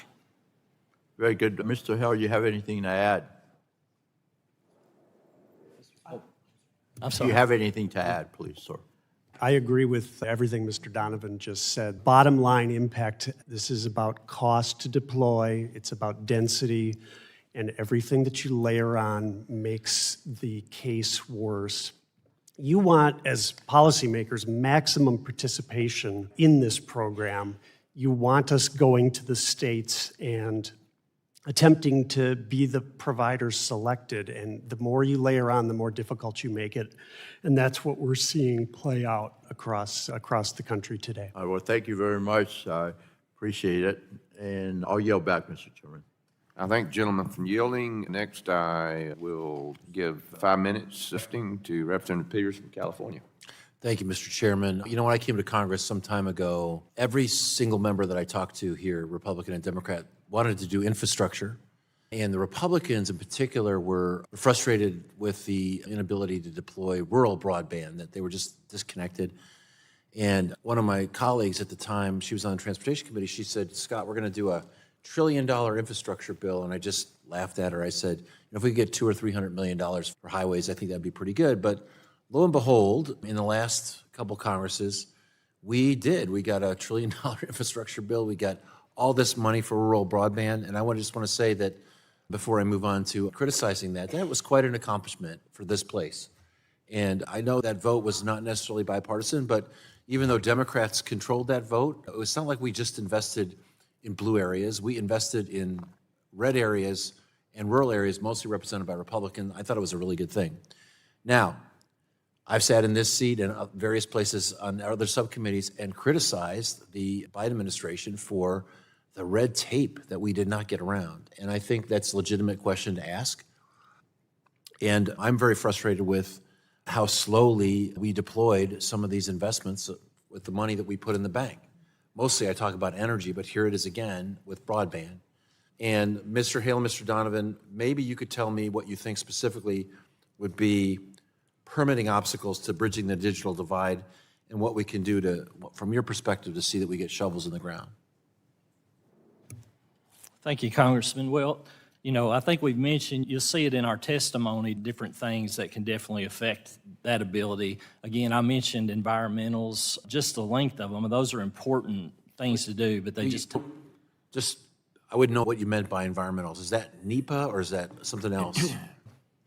Well, specifically like with the Reconnect program at USDA, there's an environmental process at USDA that you have to go through. I haven't been through those. A lot of our friends around the country have. That's one of the big ones. It's not the process of going through it. It's just how long it takes. Like we said with the Army Corps of Engineers, we have sometimes with the railroads, we have some issues, but Mr. Donovan, I think probably with his knowledge of what's going on across the I did country, notice, by the way, probably there's got better. instances where there's 17 different agencies who need to be involved with project reviews. So, I mean, I know that's must be very frustrating, but go ahead, Mr. Donovan.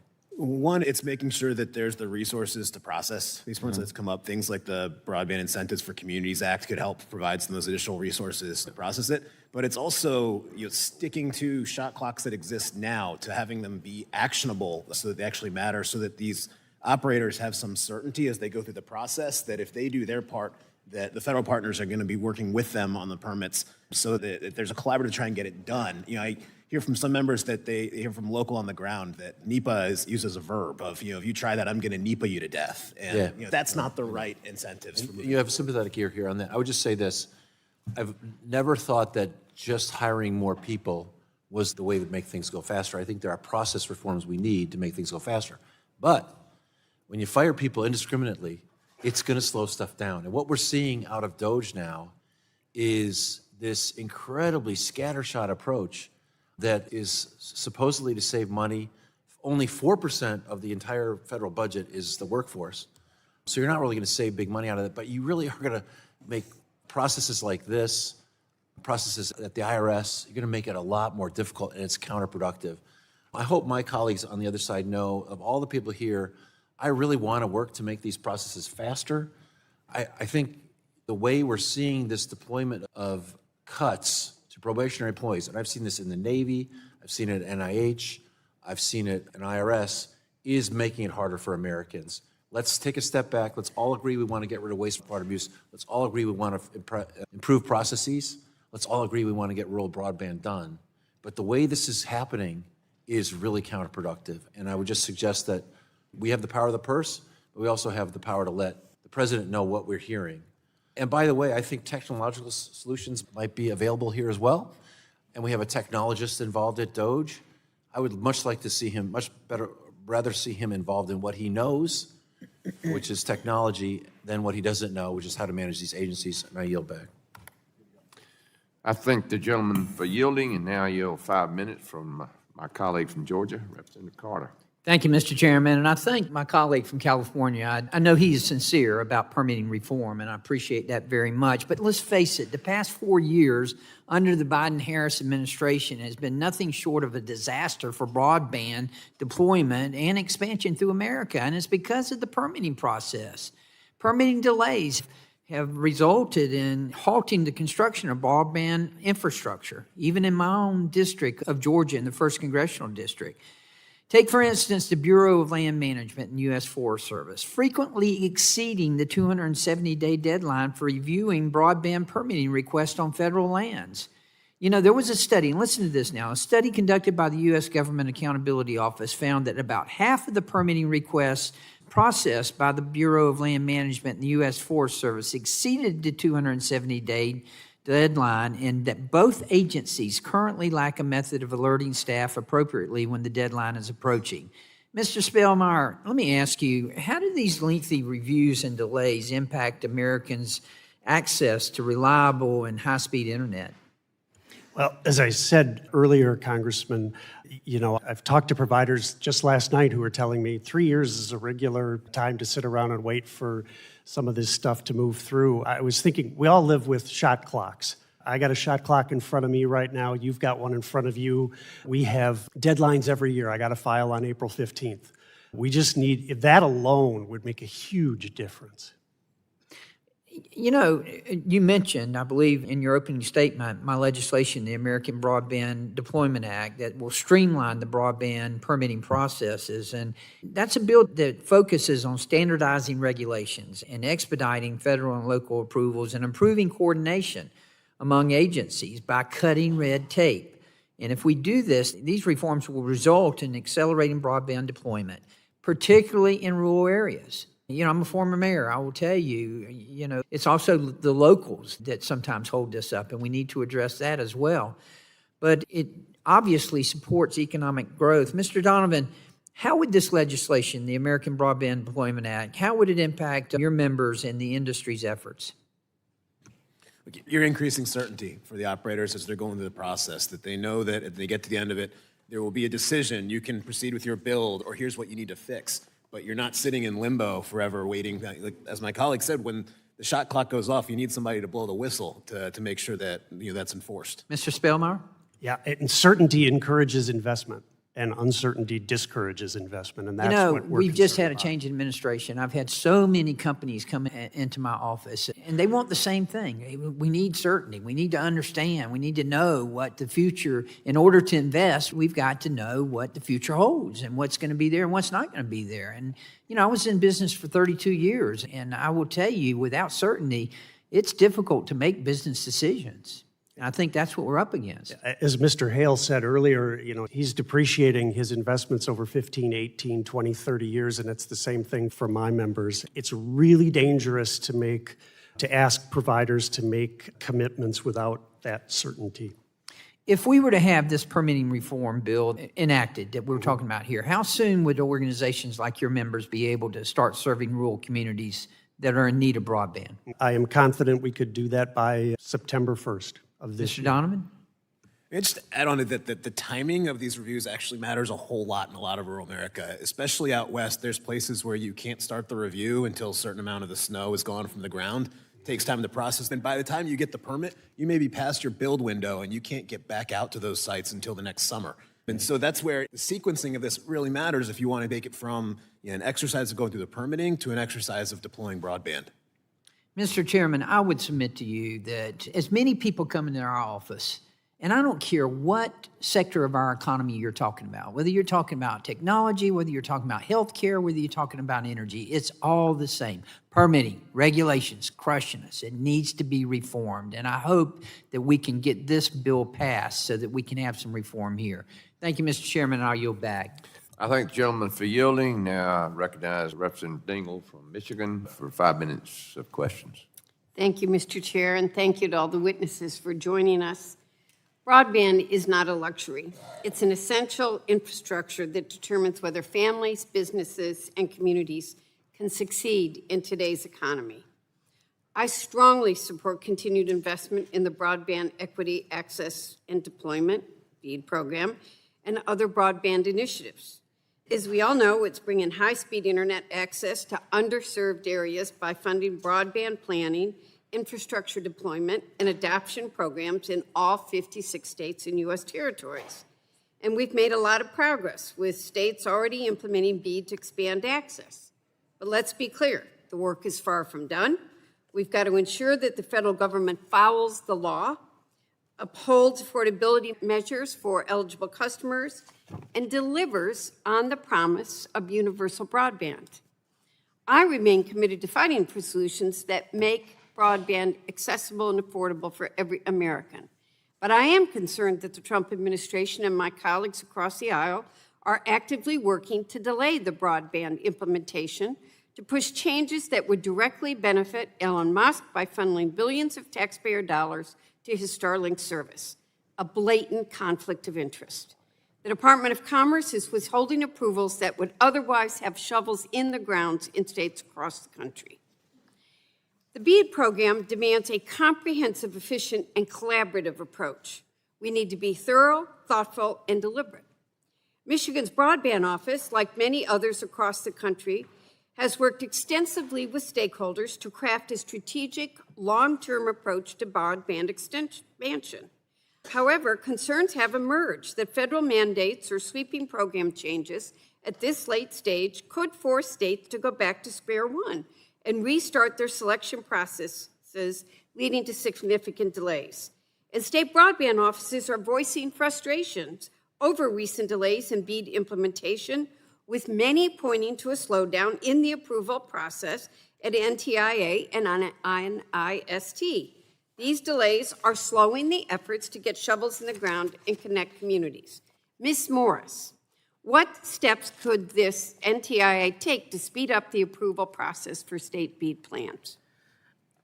Thank you, Congresswoman. The easiest step would be just to push forward the 3 states who already have plans approved by NTIA and are just sitting in the queue, essentially at NIST, should push those through and allow the money to flow, the money to be released, and the shovels to go into the ground. Michigan has led the way in leading BEAD responsibly, but federal interference could slow or even jeopardize the program. My state's telling me this. Ms. Morris, what are the risks if political interference continues to obstruct federal broadband programs?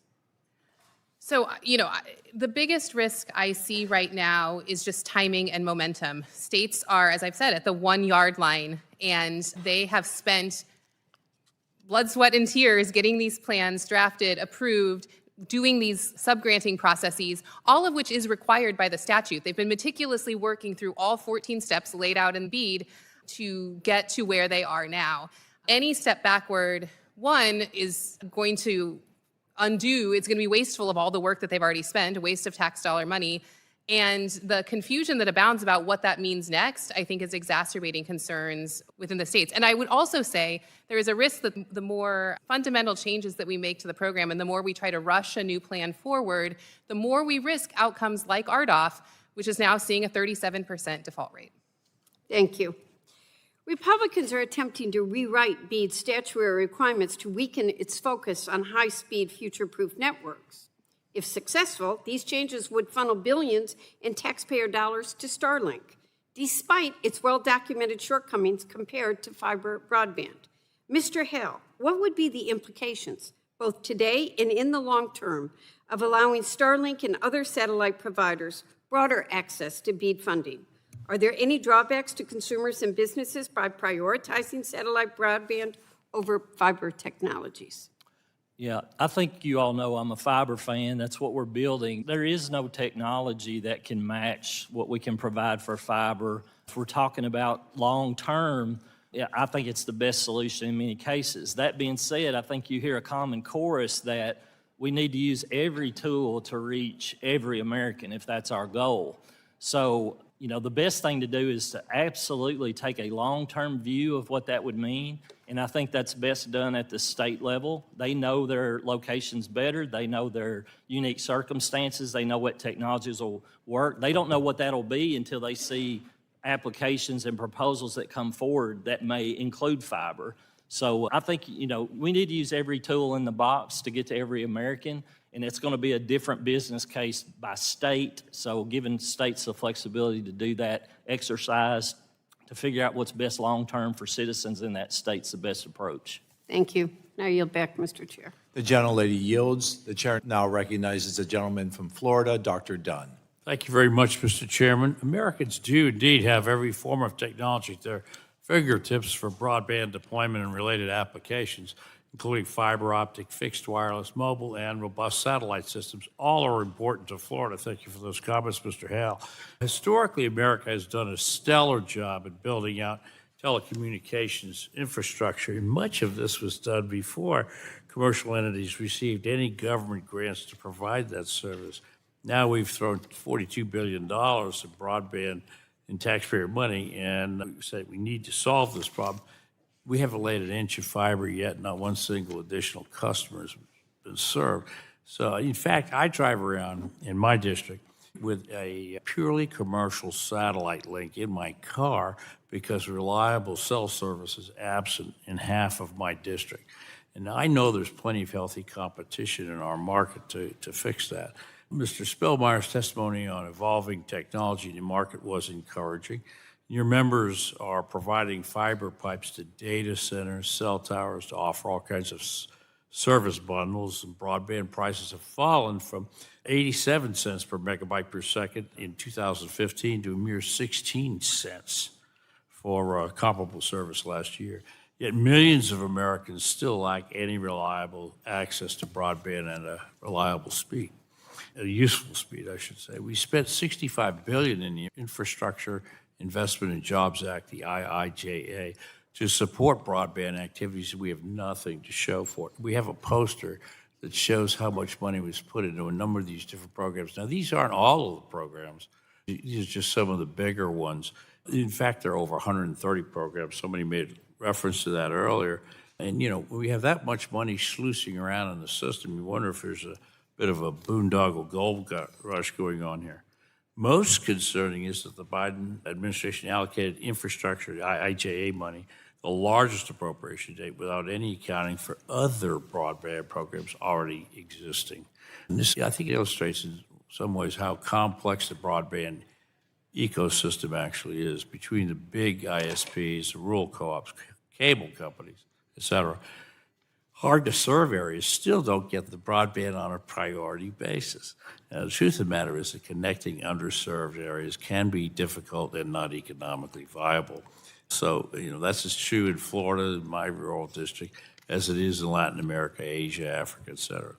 Satellite broadband is affordable. It can be deployed today, and it can be, offered at a much lower price than trying to drag a fiber to every single farm in my district. And these are, remote areas. Another advantage is resilience. Satellites are not vulnerable to having a wayward Chinese ship drag an anchor across their fiber in the bottom of the ocean. Ms. Morris, I understand the NTIA finally amended the implementation of the requirements to allow alternate technology to fiber for locations that are difficult to reach by fiber. I guess that's better late than never. I'm supportive of the chairman's bill, which I co-sponsored, to reform the BEAD program, allowing full access for alternative technologies. It is, in a word, technology agnostic, and I'm okay with that. I think that's the way we should be. Mr. Hale's comments, I think, underscored that. The all technology eligible section in the Speed for BEAD bill allows an eligible entity to deploy reliable broadband service through any technology that meets the performance criteria. Now, the question, Ms. Morris, is how did the Biden NTIA and the Department of Commerce plan to ensure that areas that needed broadband, but obviously satellite was the obvious answer. You can't drag a fiber everywhere. How in the last administration were you planning to address those people? I'm sorry, I couldn't hear the last part of the question. Well, so your BEAD program, by regulation, by edict, did not include anything other than fiber in the last administration. And there's places in the world, think Pacific Island nations. It just makes sense. Sure, Congressman, thank you for the question. The NTIA, within the BEAD program, did contemplate a wide variety of types of networks to be participants in the program. And as you note, the alternative technology guidance that came out in early January of this year further clarified the ways in which satellite companies in particular, along with other alternative technologies, could participate and were expected to participate in the program. NTIA has historically seen that the primary goal is to push fiber as far as possible and economically feasible, but certainly to support other technologies that make sense in the areas where they make sense. So my time has expired. We ought to be just technology agnostic. Tomorrow, some bright person is going to invent something we haven't thought of today. With that, Mr. Chairman, I yield back. The gentleman yields. The chair now recognizes Ms. Barragan from California for her 5 minutes. Thank you, Mr. Chairman. And I want to thank the witnesses for being here today. It's a little challenging to sit in this hearing and hear my Republican colleagues criticize something they didn't even support. We're talking about delays. The BEAD program is even there as an option because of the infrastructure bill. Because the first time this president was there, promised an infrastructure bill and couldn't get it done. And House Democrats were able to get it done, and now they have no problem when there's an infrastructure project approved, going on their television set and trying to take credit for it. And now, House Democrats have invested in broadband. Now, one of my colleagues across the aisle just said, we already have 15 programs. I don't know why we need another one.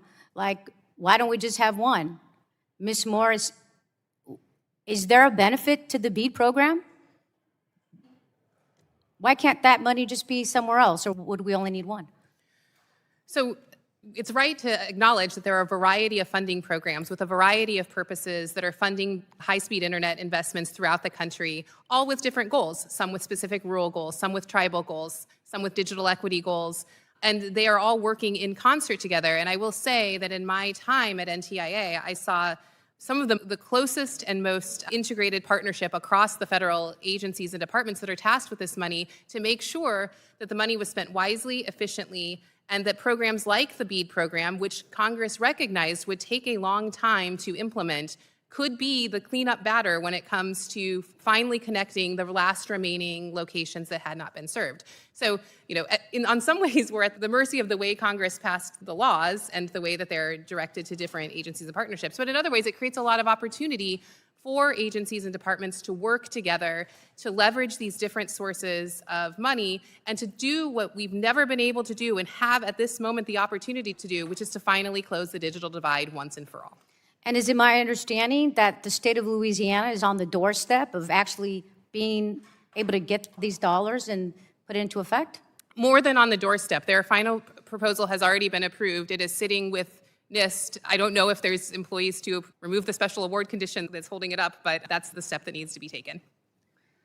Yeah, so it sounds to me like not only is this a program critically needed, but even states like Louisiana felt it's needed and is on the verge, or could be on the verge, were not for this administration putting a hold and delaying of this program. And it's no surprise to me that Republicans want to weaken the protections around BEAD to funnel taxpayer money to Elon Musk. We've already seen this scheme play out with the FAA. Last week, Elon Musk falsely claimed on X that Verizon failed to meet the conditions of its $2.4 million FAA contract to upgrade air traffic control systems. According to press reports, the FAA is now considering handing the contract over to Musk Starlink. This move comes merely weeks after Musk Doge accessed the FAA's sensitive information and systems. There's a word for this. It's corruption. Ms. Morris, given Elon Musk's influence over federal agencies that regulate his businesses, how can we ensure that BEAD funding is put toward actual broadband infrastructure as currently planned, rather than diverted to any one individual or company?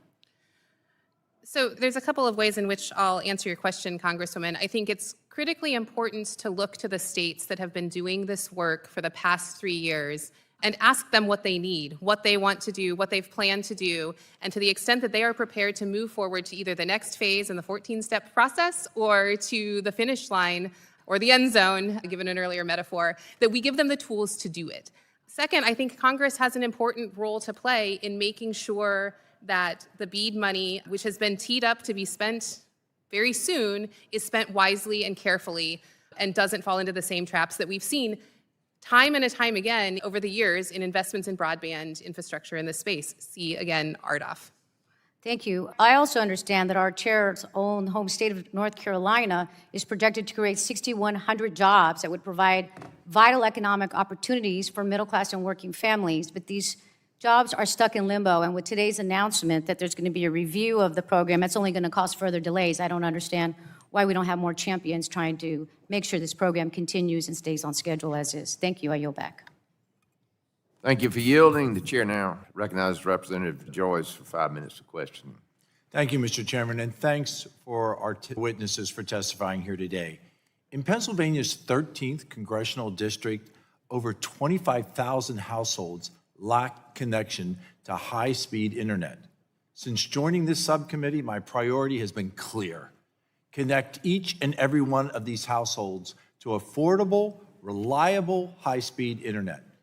Repeatedly, I've heard from providers and my colleagues about the critical role of the BEAD program. I share that goal. Yet, despite the last administration's pumping over $40 billion into the program, not one shovel has been put into the ground. Why is that? The regulatory red tape that the Biden administration has tied to the funding is the answer. Back home in Pennsylvania, the Biden administration's self-sabotage is on full display. The Biden administration BEAD wage requirements have, in fact, tied the hands of the very agency tasked with implementing the BEAD program in the Commonwealth by forcing applicants to pay workers at the highly skilled electric lineman rate of almost $90 an hour versus the traditional rate of $60 an hour paid to telecommunications technicians. If you are forcing program participants to pay a 50% premium in labor and overhead to even be eligible for the BEAD dollars, you've already, in effect, limited the universe of applicants and eliminated smaller providers and contractors from the bidding process. Smaller providers and contractors that often reach into rural America, where I represent. Mr. Spellmeyer, in your written testimony, you offer an example of ACA Connect's member who applied for BEAD funding and reported that compliance with the program's requirements would carry a 70% increase in per-mile deployment costs above those comparable project funded through the Department of Treasury's capital project funds. So we recognize that. How can we say that the BEAD system is helping lower the cost of broadband deployment in rural America when the government itself is adding so many additional expenses to the deployment process? Congressman, thank you for your leadership on this issue. I think I would acknowledge that to date, it hasn't helped because dollars haven't flowed.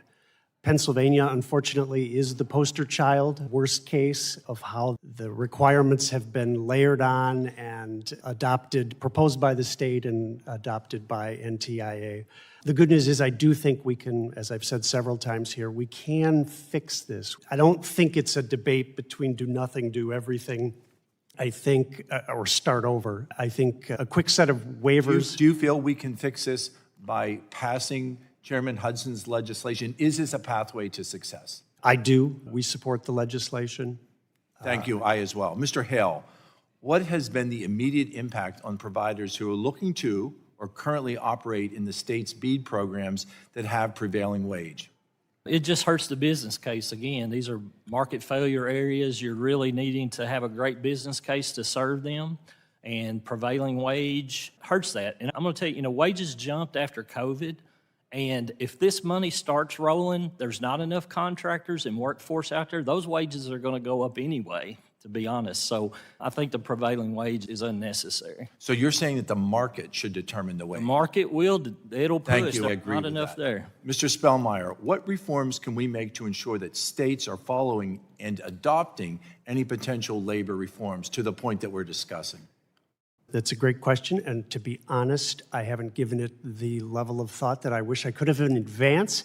NTIA controls the money. NTIA's got the money. They can make sure that the states follow however NTIA interprets it, and that would be a function of the current Commerce Department to make sure that it does get followed, and if it doesn't, the money doesn't flow. There would be other problems if the money didn't flow, but I think states will enforce the provisions.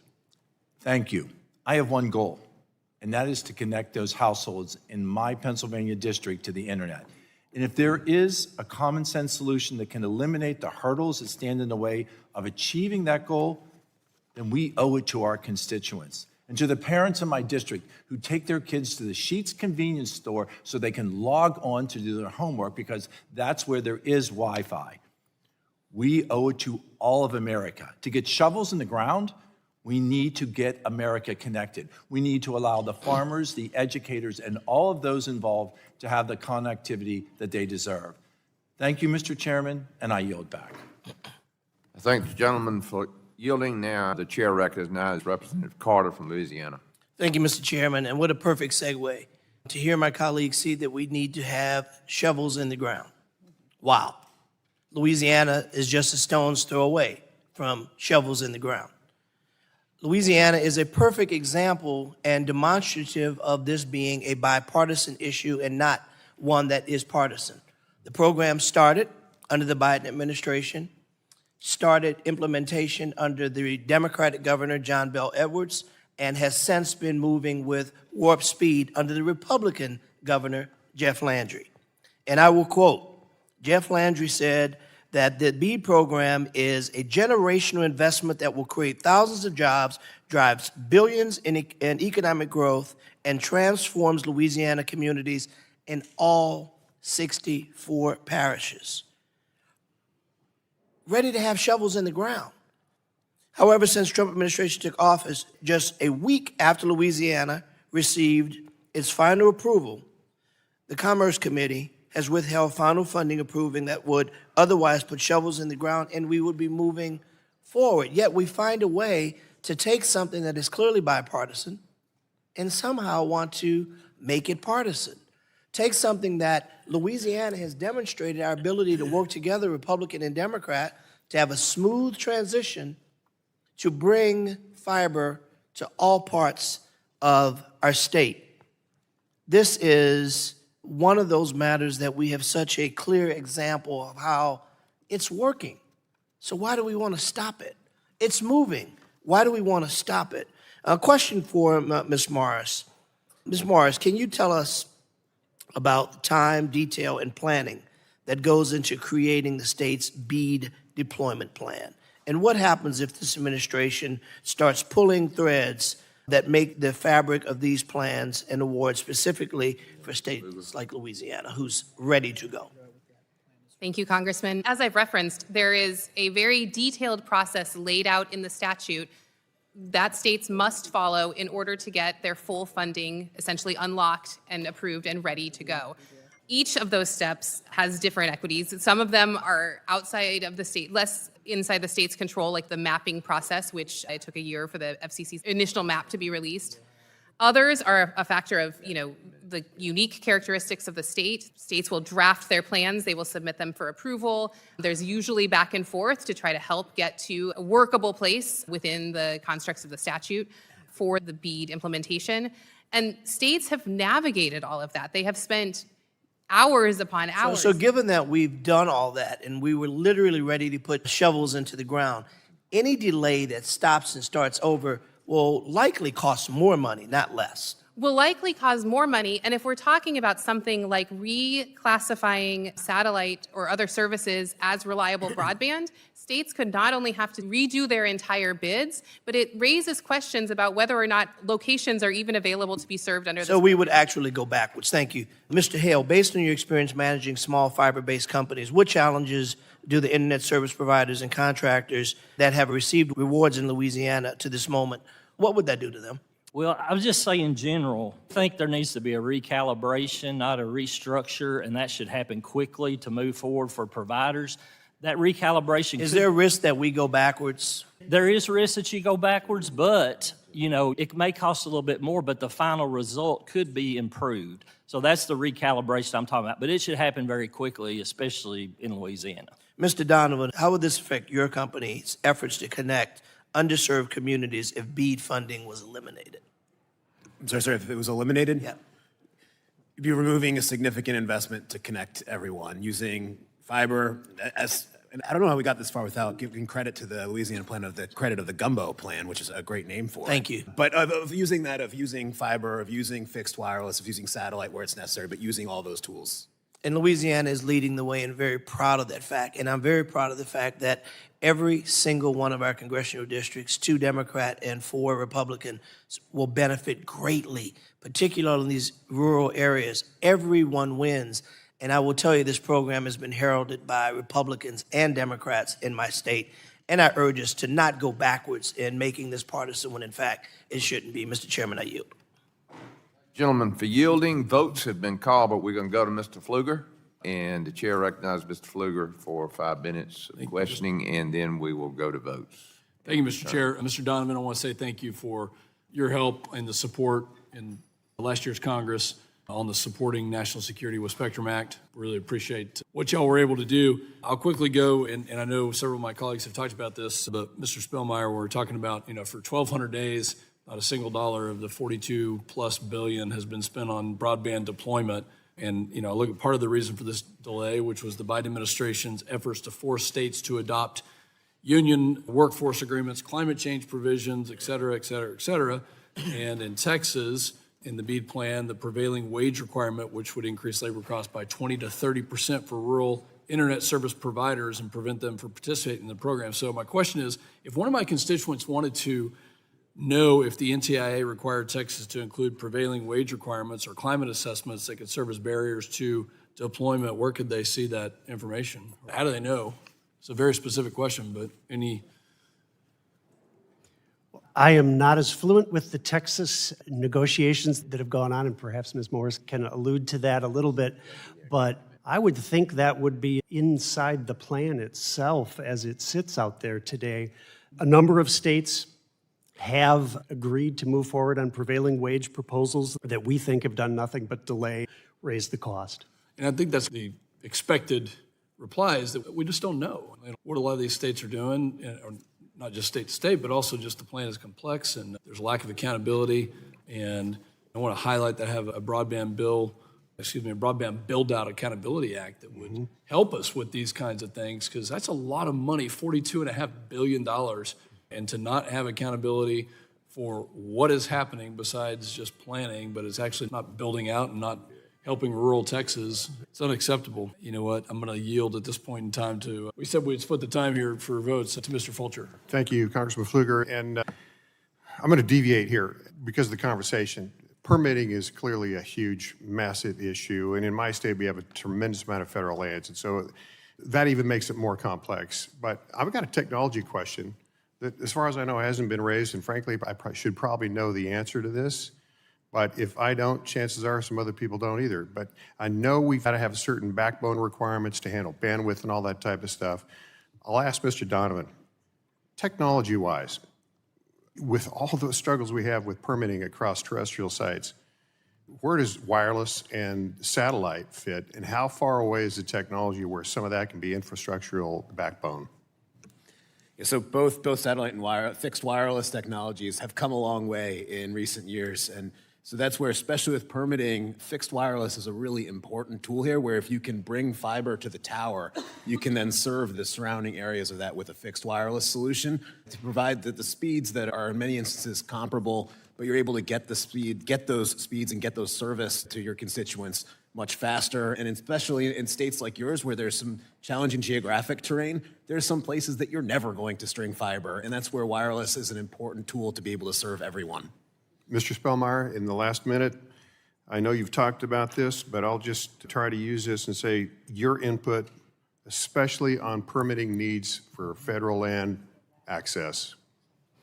Yes, we have members that serve your state and a number of similarly situated states. It's a huge issue. I was talking this morning with a former member of this committee, Senator Curtis, about the impact in Utah and the need to fix it there. Anything we can do to speed that along is huge. As Mr. Donovan just alluded to, and I think he would agree, even on the wireless side, permitting reform is still needed there too. We've got to fix this. There are a variety of technologies that can serve, but they all face, to one degree or another, permitting challenges that have to be addressed, as I talked about shot clocks before. Well, speaking of shot clocks, mine is up. Mr. Chairman, I yield back. I thank the gentleman for yielding, and my apologies to our panel. We have to go to votes. I remind the members that we have been reminded we got 20 minutes, so we got to get down there, and we will reconvene maximum 15 minutes after the last vote. But if you can get back here quickly, we'll get started. Thank you. Recess. The chair now recognizes Ms. Kamak of Florida for 5 minutes for questions. Thank you, Madam Chairwoman, for holding this important hearing today, and thank you very much to our witnesses for hanging in there with us. It's always a fun experience when votes get called in the middle of a hearing, and I'm sure you appreciated the reprieve. Mr. Spellmeyer, I can see you were very appreciative of the break.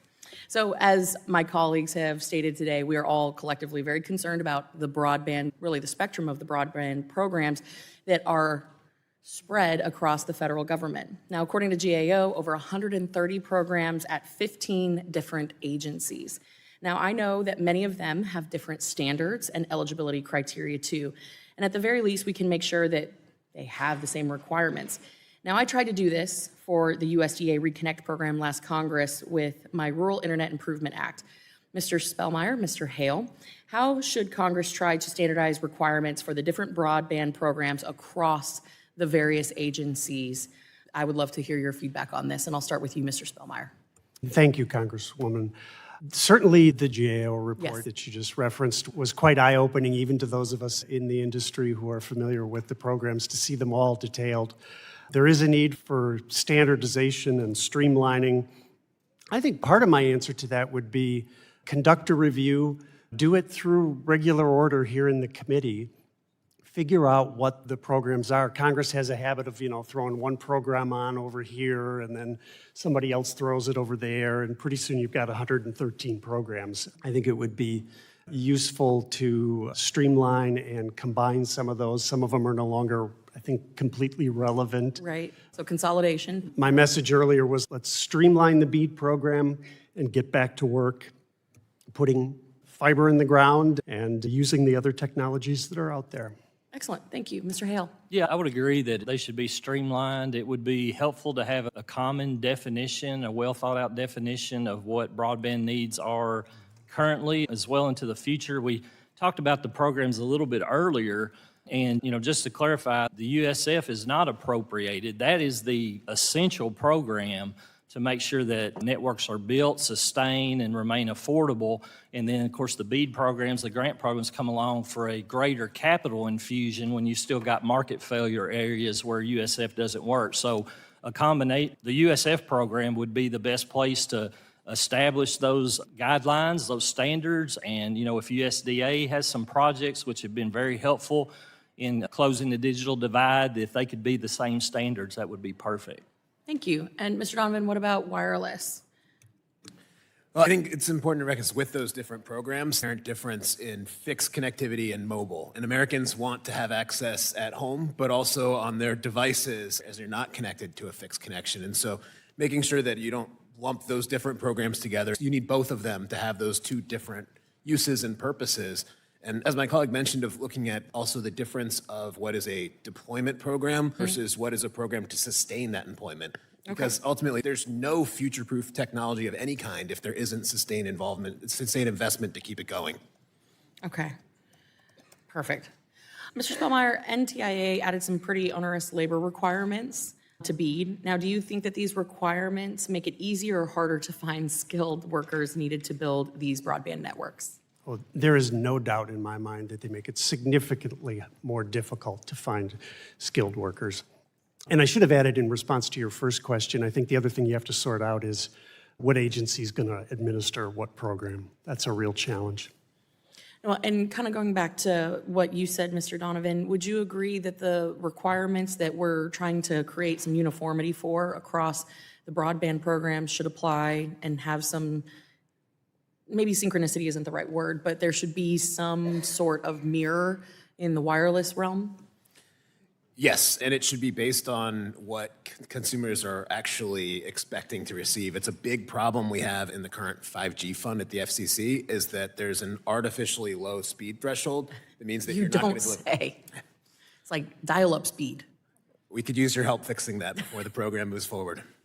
Well, on behalf of basically every American in the United States, we will do everything possible to increase the upload, download speeds that are so desperately needed to be updated. So thank you all so much for your time. My time has expired. I yield.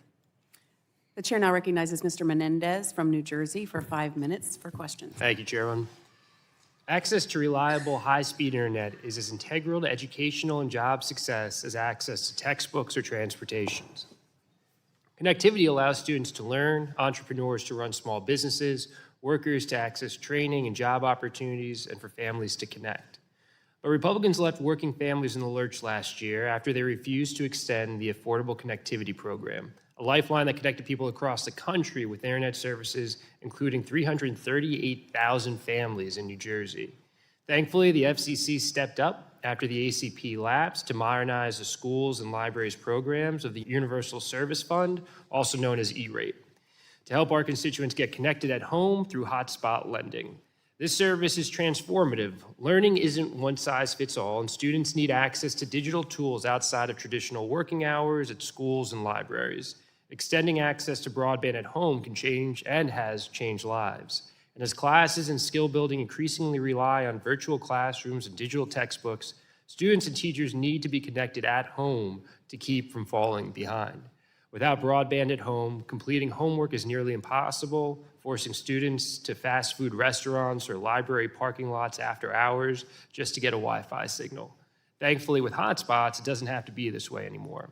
In my district right now, schools and libraries like the Guttenberg School District and Elizabeth Public Library System are taking advantage of this new service provided through the E-rate program by applying for hotspots and service to help families in New Jersey's 8th Congressional District. And 1,200 schools and libraries across the country are currently applying for close to 1 million hotspots. That's 1 million families that could have access to a brighter future because of this innovative modernization of the E-rate program. Unfortunately, like some of the other groundbreaking broadband programs we've discussed today, this program is under threat by Republicans who have introduced CRA's chambers to repeal this FCC action and prevent libraries and schools from getting access to these hotspots. And I appreciate earlier my colleague, Mr. Joyce, referring to students in his district having to use parking lots to access Wi-Fi. I would hate to think, and I do hate to think, of the kids in his district sitting at sheets in the evenings to do homework, as I wouldn't want that for my constituents or any of my colleagues' constituents. Luckily, we've seen those cases plummet because of the FCC's hotspot lending program.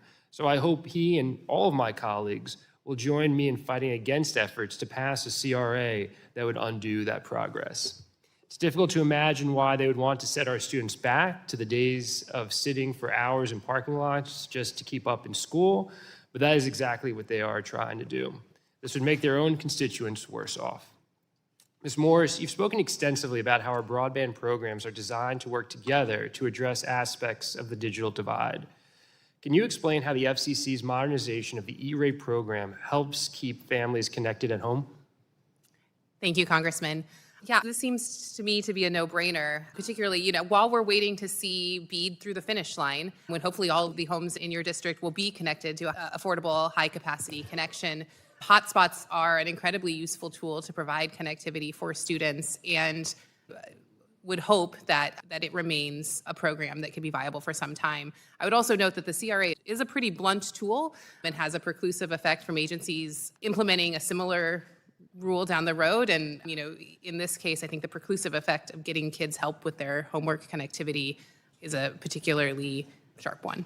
Yeah, I agree. And especially with the learning loss that people are already challenged with after COVID, we shouldn't make it an additional burden to access the educational opportunities that exist, but are only accessible through a hotspot. So agree with you there. If congressional Republicans successfully end this FCC program to support hotspot lending, what would be the impact on students and library patrons in districts like mine? Well, it would just make it much harder for students to do their homework. It would put the burden on libraries to carry, that water, and would likely have a dramatic effect on the success of these students in their schools. And I'll give you a second on that, and I appreciate your answer. And speaking of water, please have a sip. Take care. Hotspot lending should not be partisan. We can all agree that kids shouldn't be forced to sit in the fast food parking lots late at night to be able to do their homework.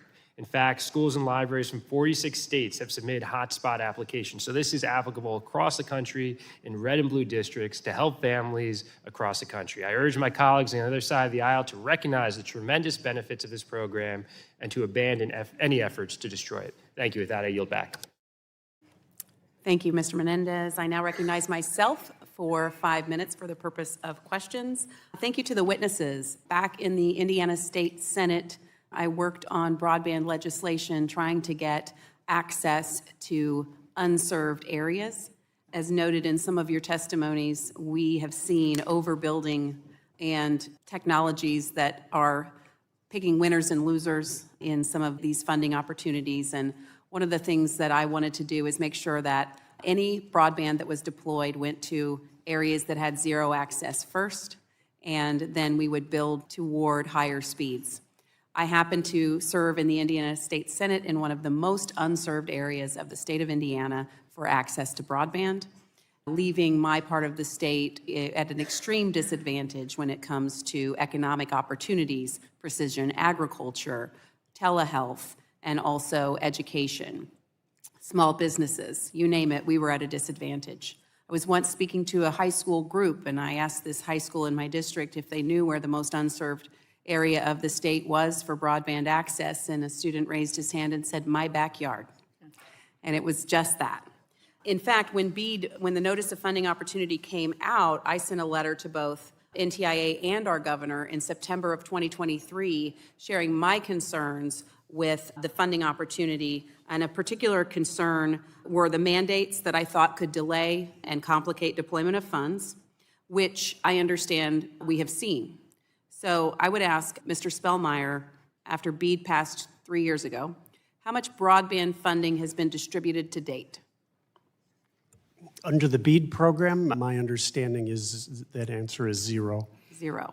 Mr. Donovan, how much BEAD funding has been, or how much broadband funding has been distributed to date?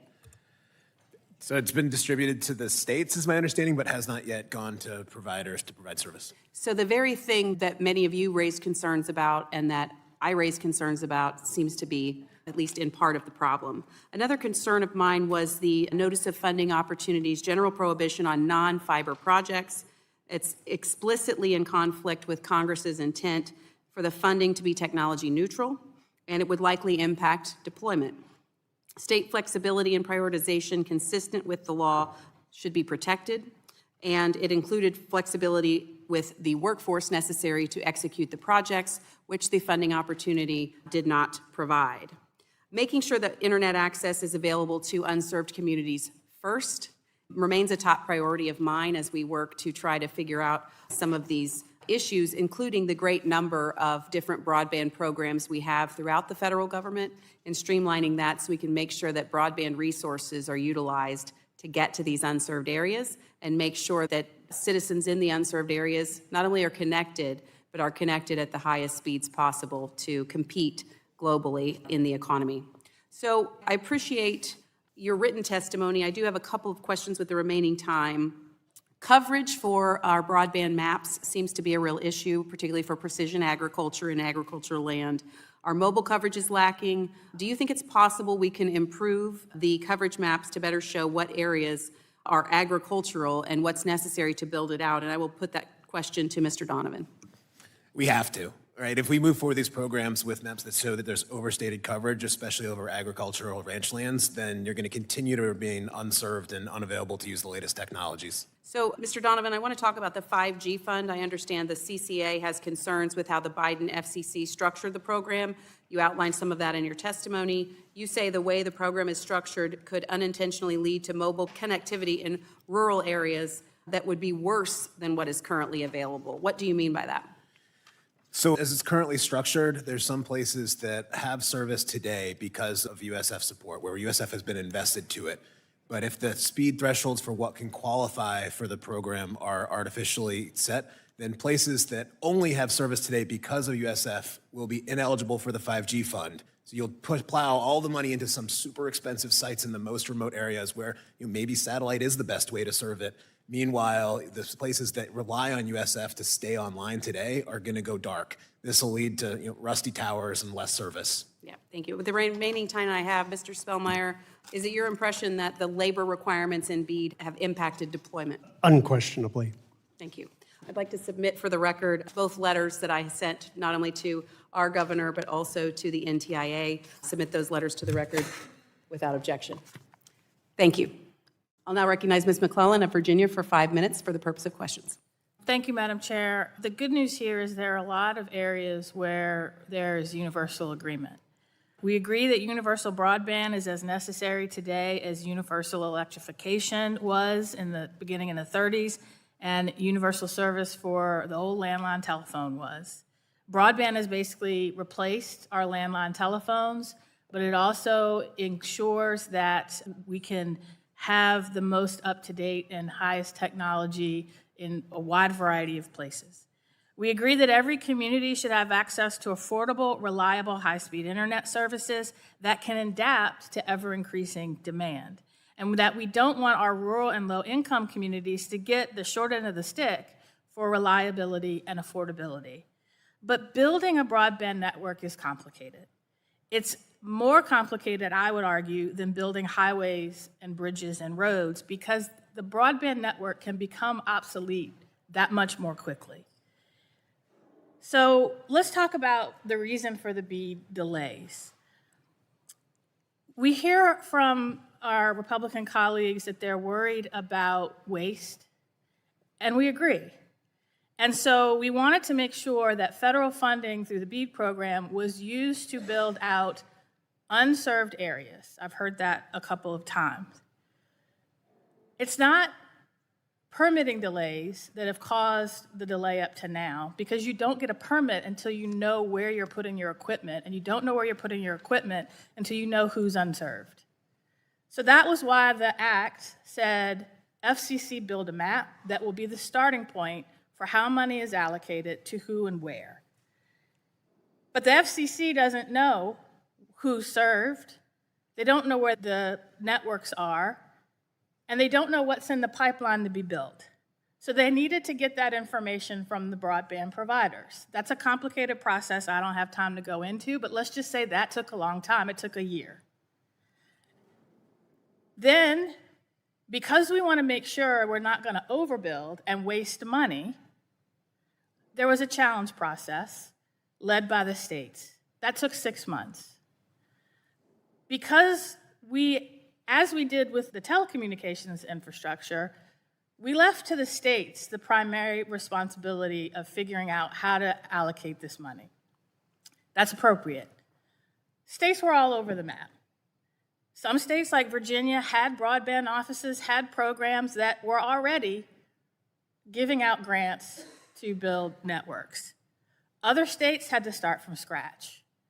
States are public entities, and when they take public actions, they have to follow open record laws, open meeting laws, so that they can get input from the public, so that the public can be sure what the requirements are going to be in whatever plan they ultimately adopt. That takes time, public notice, et cetera. That was a 6-month process just to do the challenge process, but at the same time, before they could get to the challenge process, they've got to build up the broadband capacity, bring the stakeholders together, et cetera, et cetera. So that's what has happened in the first year and a half. Once you get the map, then you build your plan. Once you know who needs the broadband, then you build the plan for how to get it there. That's what's been happening in the rest of the time. Not permitting, because there's nothing to get a permit for yet. Now, there's been a lot of discussion about should this be technology neutral. The Act says that whatever federal dollars are spent on needs to be scalable and reliable. Scalable means it needs to meet demand. What we're talking about are the upload speeds and download speeds of everything from healthcare infrastructure and information to the infrastructure for a manufacturing plant to my son playing video games on his phone, all happening at the same time. So you need to make sure you have a network that's reliable and sustainable no matter what the weather. Fiber, in most cases, meets that need more than in other cases. And so what the Act does is say, whatever the technology is, we want you to choose the one that's the most reliable. That may be one thing today, but build a plan that's future-proof. So we can build a network that's future-proof so that when we spend federal money, we don't waste it on something that is obsolete tomorrow. Now, I don't have a question. I just wanted to make sure that we all understand the starting point of what we are and are not talking about when we decide what changes need to be made to BEAD and what the long-term implications will be. And I yield back. The gentleman from South Carolina, Mr. Fry, is recognized for 5 minutes for questions. Thank you, Madam Chair, and thank you to all our witnesses for being here. I actually have really enjoyed the testimony. I know we've been bouncing around and we were on the floor, but it's been really good as a new member of the committee to hear it. Broadband is critical. It's absolutely essential to our students, our healthcare providers, our rural communities. We've got some folks that are here with me, constituents of mine from some of those rural communities. Yet, and the criticism from us, and I think broadly, at least some on the other side, is that under the previous administration, mismanagement and regulations have really slowed that expansion, leaving many Americans, particularly in underserved and rural communities, without that necessary access. In South Carolina's 7th Congressional District, where I represent, Free Telephone Cooperative, HTC, is bridging that digital divide. If you look at a map, you could tell where the county lines are because they have installed so much fiber and connected so many people, tens of thousands across the county, and expanding into others. They've made major investments in high-speed internet, but without these streamlined policies, their ability to provide that reliable, affordable broadband, I think, is at risk, and they're not the only ones, right? We must fix those programs, preserve the Universal Service Fund, cut some of this red tape, and improve the grant programs as discussed, like BEAD. And so I look forward to hearing how we can modernize that, and we've heard a lot of that testimony today. But Mr. Hale, what role do you think the USF plays in ensuring broadband access generally to people along the Grand Strand or in rural communities in South Carolina? Yeah, I mean, as I stated before, USF is the essential program. It's not necessarily designed to bridge the digital divide completely with capital projects, but it does provide that in South Carolina. It does provide that in every state. And if you want it to last long-term and be there 10 years from now, be sustainable and promote affordability, it is the program that you have to do again. Now, you have to have interjection of these other programs at the same time to do that capital for these market failure areas where USF is not providing that. That's, where BEAD comes in. But it's critical. It's going to be critical for a long time. These networks aren't going to last forever. You're going to have to rebuild them again at some point, so you've got to have a strong USF program. Thank you for that. Mr. Donovan, Can you discuss the importance of ongoing USF support in maintaining initial investments in those broadband networks?